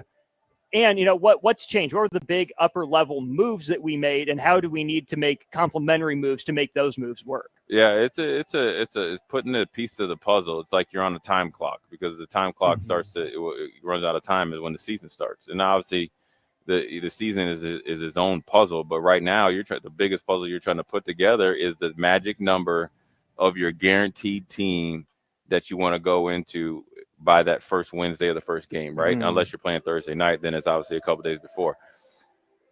Are you a team that isn't looked to replace your bottom 4, 5, 6 because you know that you got the guys that you trained on your practice squad? Or are you a team that always has a revolving door at that lower part of your roster? You're on the waiver wire. Right. Like, so that lets me know the Patriots did a little bit of that. But the really good teams are really set. Not that they wouldn't, keep their eye open if there's a, off the radar cut or somebody comes available or somebody becomes healthy or you have a rash of injuries. But those teams will let you know if they're playing dress up as NFL teams or they're actually showing up there to try to play some real football and win a championship. And we just named off teams that are the knowns, but every year you have an unknown. It definitely isn't New Orleans because if you don't have a quarterback, it's not happening. So Cleveland's out of it. What team is going to be the team that maybe takes the big step? It might be Arizona with Pocket Hercules. That defense is young and aggressive. Marvin Harrison Jr., who showed at the end of the season he's the real deal, connecting with Pocket Hercules. Then you got Connor, the running back, the physicalness in the offensive line, and off the radar schedule, you can make some noise. And then I think the other big one is the AFC South. I think people just look, I'm Houston all the way. I just think it's up for grabs. Oh, it always is. Yeah. There's not a dominant team. There's not a perfectly run organization in that entire group. Yeah, the AFC South is pretty much always going to be up for grabs, which, I mean, no matter how weak/strong the division was, it makes Indy's run pretty impressive. They were able to stave off mediocrity for that long, but then it looked like it was going to be Houston's. Yeah. And they still won it. They got it a couple of years in a row, but Jacksonville popped up there a few years ago. Tennessee was the 1 seed in the AFC, not too long ago. Yeah. So, I mean, all those teams have had their moment, run. but they haven't been able to sustain it. Yeah. Really since, second, third year of Andrew Luck, I think, for the Colts is when it really started going up and down. Because we were supposed to get Deshaun Watson versus Andrew Luck twice a year, for the foreseeable future. For 5-10 years down the line. And then maybe that forces Tennessee to up its game or go the opposite way, right? Tannehill, Vrabel, where they were building that way. And whatever Jacksonville gives you is whatever Jacksonville gives you. But not a single one of those franchises has found stability in the better part of the last 7 years. Yeah, it's crazy. I mean, it goes from the top down, and you got to have consistency, and you got to have a clear and thought out plan that's executed. And if you don't execute it to your liking, you have to be willing to adjust, and everybody has to be on the same page when you adjust. That's why since we got Kansas City fans everywhere listening, that's what makes Kansas City so dangerous. They haven't changed. They figure like, okay, we got punched in the face. Now we're more motivated. We're gonna get Rice back. We're gonna get Worthy. We're gonna draft well. They got their left tackle now, and that's exactly what Kansas City's done. They got Trey Smith in the 5th round. Got more money out of him based on you got first round talent in the 5th round. We're willing to take on the risk with some like a heart murmur that really wasn't an issue. Then you got Simmons from Ohio State. That top 10 guy, you got 31. Got a 31. Or 32 because you traded with Philly. Right, so you're getting value, right, just there. So you're upgrading your team, and you're doing it with the salary and by the player. And you want that people wonder why it happens. Just Patrick Mahomes put you in another stratosphere. But it's Andy Reid, it's Brett Veach, it's the Hunt fan. It's everything that they do. It's consistency. It's a clear path, and they know exactly what type of player they want. And they generally take care of the players that they draft or they bring in, but then also they identify good football players. Yeah. You got to think with Drew Tranquill, Andy Reid said, listen, he was a free agent. Nobody, kind of were looking at him, and he's like, you want to come here? We're going to give you a chance to play. You want to win Super Bowls? Sign me up. Sounds like Bill Belichick. And you got to think about it. They recognized he was a good player and respected him as a player and waited to the right time to get him. Yeah.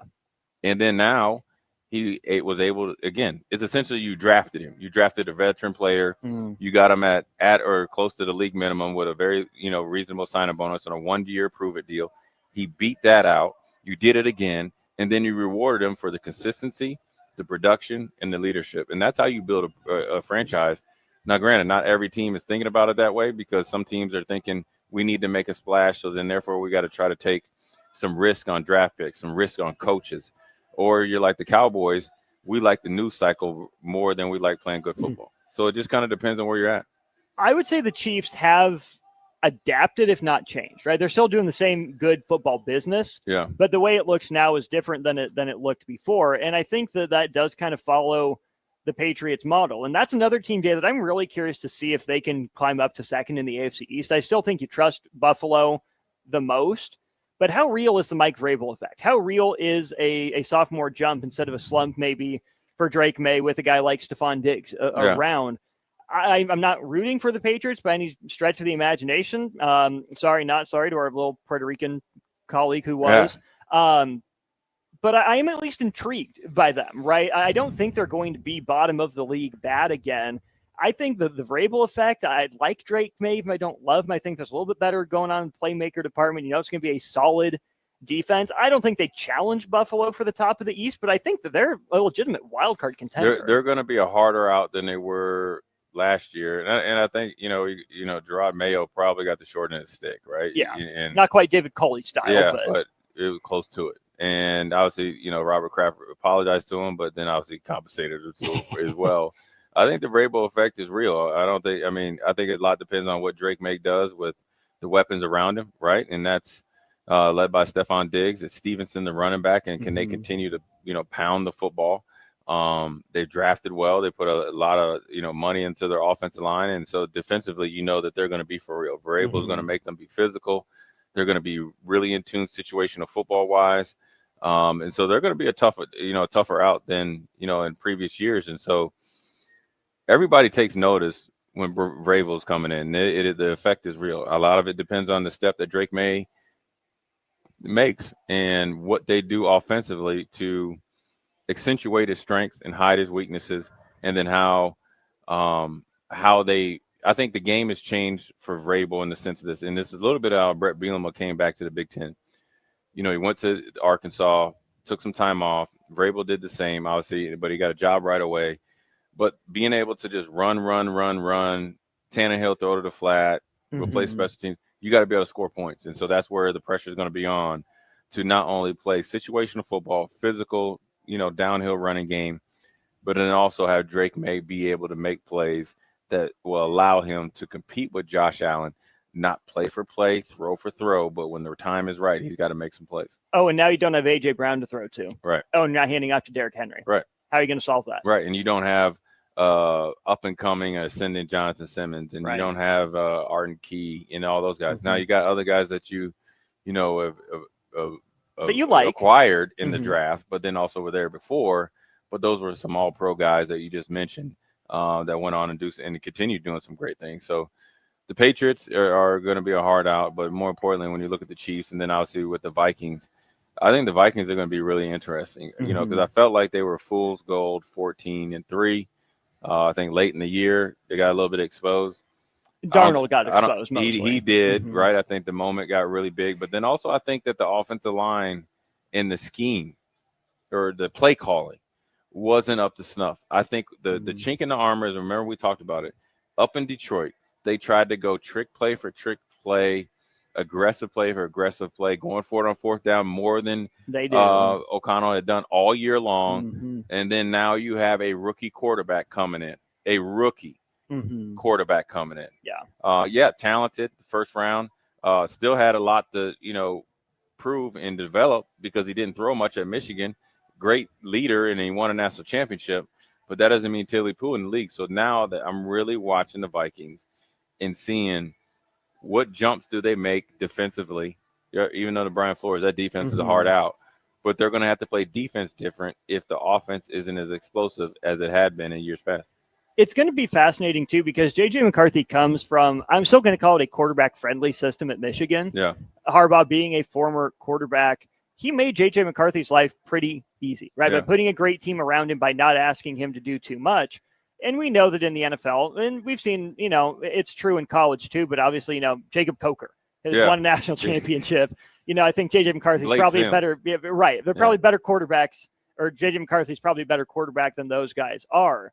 There's going to come a time where J.J. McCarthy's going to need to make a play. Yeah. And I think watching the first month of the season for the Vikings versus the middle chunk of the season, and then if they're in playoff contention toward the end, seeing how Kevin O'Connell calls plays, sequences plays, and who he's going to will tell and show you just how much he trusts J.J. McCarthy as a rookie, or maybe on the flip side, how much he's trying to cover for him so it makes him look good where it's in a position for him to handle, but he's putting more weight on an Aaron Jones, on a Justin Jefferson to make the magic instead of, hey, Hawkinson, exactly. Yeah, it's going to be interesting. And then you throw Jordan Addison in there who's suspended. So it's going to be interesting to see what they do up there and how well they start. They got to get out to a good start.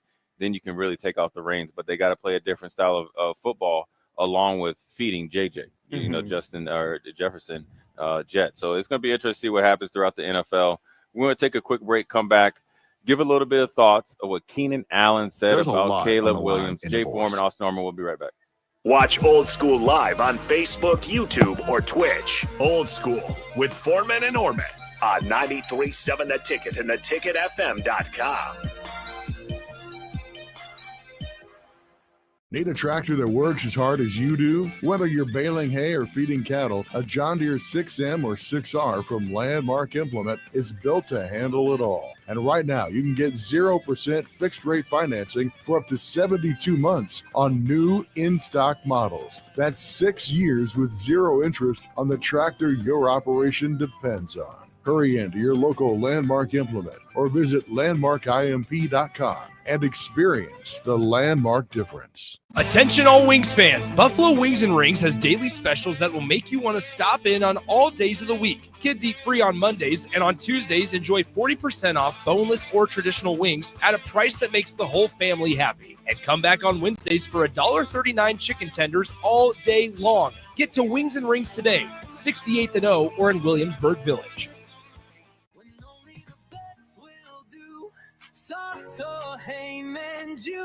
Rick Heyman here from Starter Heyman Jewelers.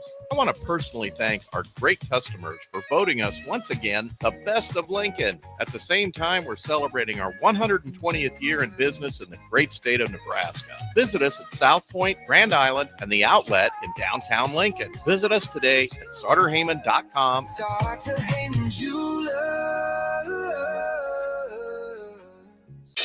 Are you looking for an exciting new way to put your skills to work? Explore new career options in the fintech industry at Currency, a Sandhills global company.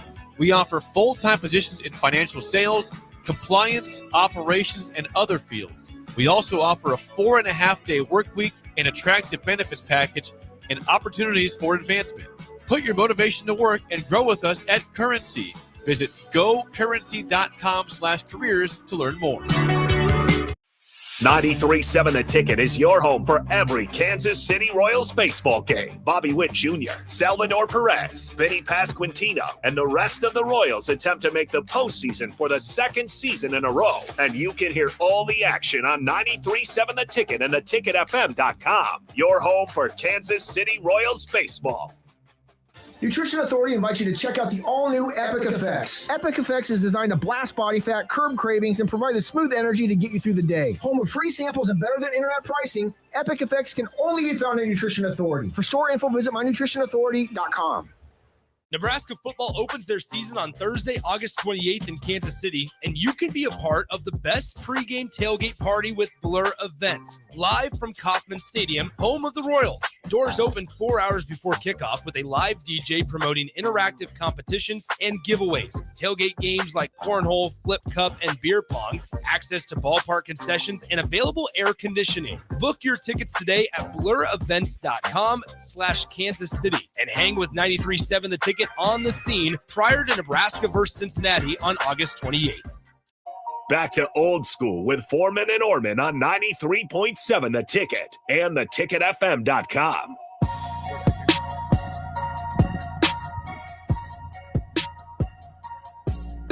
What up, Jay Foreman, Austin Norman? Quick segment here before we send you off to the weekend, another hot and humid weekend. So make sure you hydrate, and then also make sure you stop at the Mercado locations here in Lincoln, 84th and Havelock, 30th and Yankee Hill, 85th and Andremet. And if you're listening up there in the O, go ahead and go to 168th and Maple. They will hook you up. You have to get your grilling done early. If you got some shade, there is no excuse. But speaking of excuses, Austin, Keenan Allen spoke and talked about Mr. Caleb Williams. He said essentially he's all about himself, and he the whole team to paint their fingernails and talk about it's going to be team bonding. Keenan Williams said, "I'm not here for a fashion show. I'm here to play football." Good answer, Keenan. Savage. I like it. Yeah, Keenan Allen is the OG because my man has the worst receding hairline. He makes Derek White for the Celtics look like he has a full head of hair. But look, when you have a respected veteran like that, call out a number one pick who came in with some of the knock on him that he was all about himself. You know, I wouldn't say the book is already written, but I think it just shows a little bit of immaturity from a quarterback to try to get guys that are 34, 35 years old to paint their fingernails as a team bonding exercise when you probably need to be hanging out with them more and studying your playbook and working on your timing. It's funny. Christian Wilkins is CW. Caleb Williams is also CW. Oh. Maybe there's a connection there, Jay. Yeah. Well, hey. I'm glad my initials aren't that. And the next guy that could be the number one pick or one of the top defensive Cam tackles. Ward, CW. Oh. Stay straight, my man. We're about to see Stay him tonight. Straight. Cam Ward's playing his second preseason game. Cam Ward got in a little scrap in training camp, showing that he's not going to back down. He's going to stand on business. So, I just always thought that was interesting to talk about Caleb Williams. I think sometimes you come in as a rookie. We've seen it with Shedeur Sanders, and I guess they were humbling him, and with Caleb Williams probably got a little bit of pass, coming from USC, and we'll see how the future goes. And one more thing about Shedeur Sanders is funny is that here's what people don't understand about the league, and this is exactly what happened. Sure, he probably, quote unquote, didn't interview it. That's not what happened. Here's what happens. You get guys in the league that have some issues with a player coming in young, rich, famous dad, and anointing yourself legendary. So you have people that are making decisions like, I'm going to show you. I'm going to be one to show you. I'm going to be one to humble you, so forth and so on. And that's how you end up dropping to the fifth round. Obviously, it doesn't matter what happens for the rest of the preseason. He showed he's not a fifth round draft choice. Mm-hmm. And so if I'm a young player that watched Shedeur, or whether in high school or college, you got to use some of the lessons that he's in right now. And he's obviously exceeding expectations, even though, the deck is pretty much sometimes stacked against him. Use it as a learning experience. Learn what to do and what not to do. Because at the end of the day, your number one obligation is to play your best football. But more importantly, since you're getting paid in college and potentially, who knows, later on down the line, you might get paid in high school. You want to get as much money as you can and earn it. Because you will never probably be able to replicate this amount of money in this short a time and this time in your life ever. So stop getting suspended. Stop not showing up places, like Nico, not showing up places you're supposed to. Start treating people as good as possible, and you will get the fruits of your labor, and then you'll probably be able to retire at 22 years old. Right. There's room for personality and individuality because there have to be. But that doesn't mean you don't have to adapt how it's expressed, right? I mean, you can obviously speak this better than I ever could, but they're just, I'm sure, non-negotiables in a locker room where there's a way you handle yourself. There's a way that you can be a professional and still be yourself. I think that speaks to the Caleb Williams thing as well. You want to paint your nails? Do you want to call that team bonding? I mean, not what I would do, but more power to you. But the way you go about inviting your teammates, hey, do you want to? Hey, let's hang out. Hey, I'm going to do this. Are you in? If you're Shedeur, like the whole boombox thing, and maybe some of the veterans take, maybe a little umbrage with that because that's not how they were raised, not the way they would do things. They got to understand, hey, I might not like it, but that's who this kid is. It's gotten him this far. I got to respect it. But then on the flip side of that, just because it got you that far doesn't mean it's the perfect strategy. You're a young professional, emphasis on both young and professional. Right. You got plenty to learn as well. You got to be true to who you are and what got you there, because clearly it's where you're comfortable, and that's going to be, to your benefit. You just can't let it get to the point where it's to your detriment because you're hard-headed and you make it about you instead of saying, you know what, I can still be myself without doing this one little thing or acting this one little way or responding in this certain way that maybe I've been used to before. Yeah. Every action doesn't need the same response. That's both in sports, I guess, in politics, in politics and sports, then also sometimes in life. So anyways, well said there, Austin. With that being said, we're going to sign off. We're going to probably cool off, hopefully. Jay Foreman, Austin Norman, Old School. We'll holler at you next week.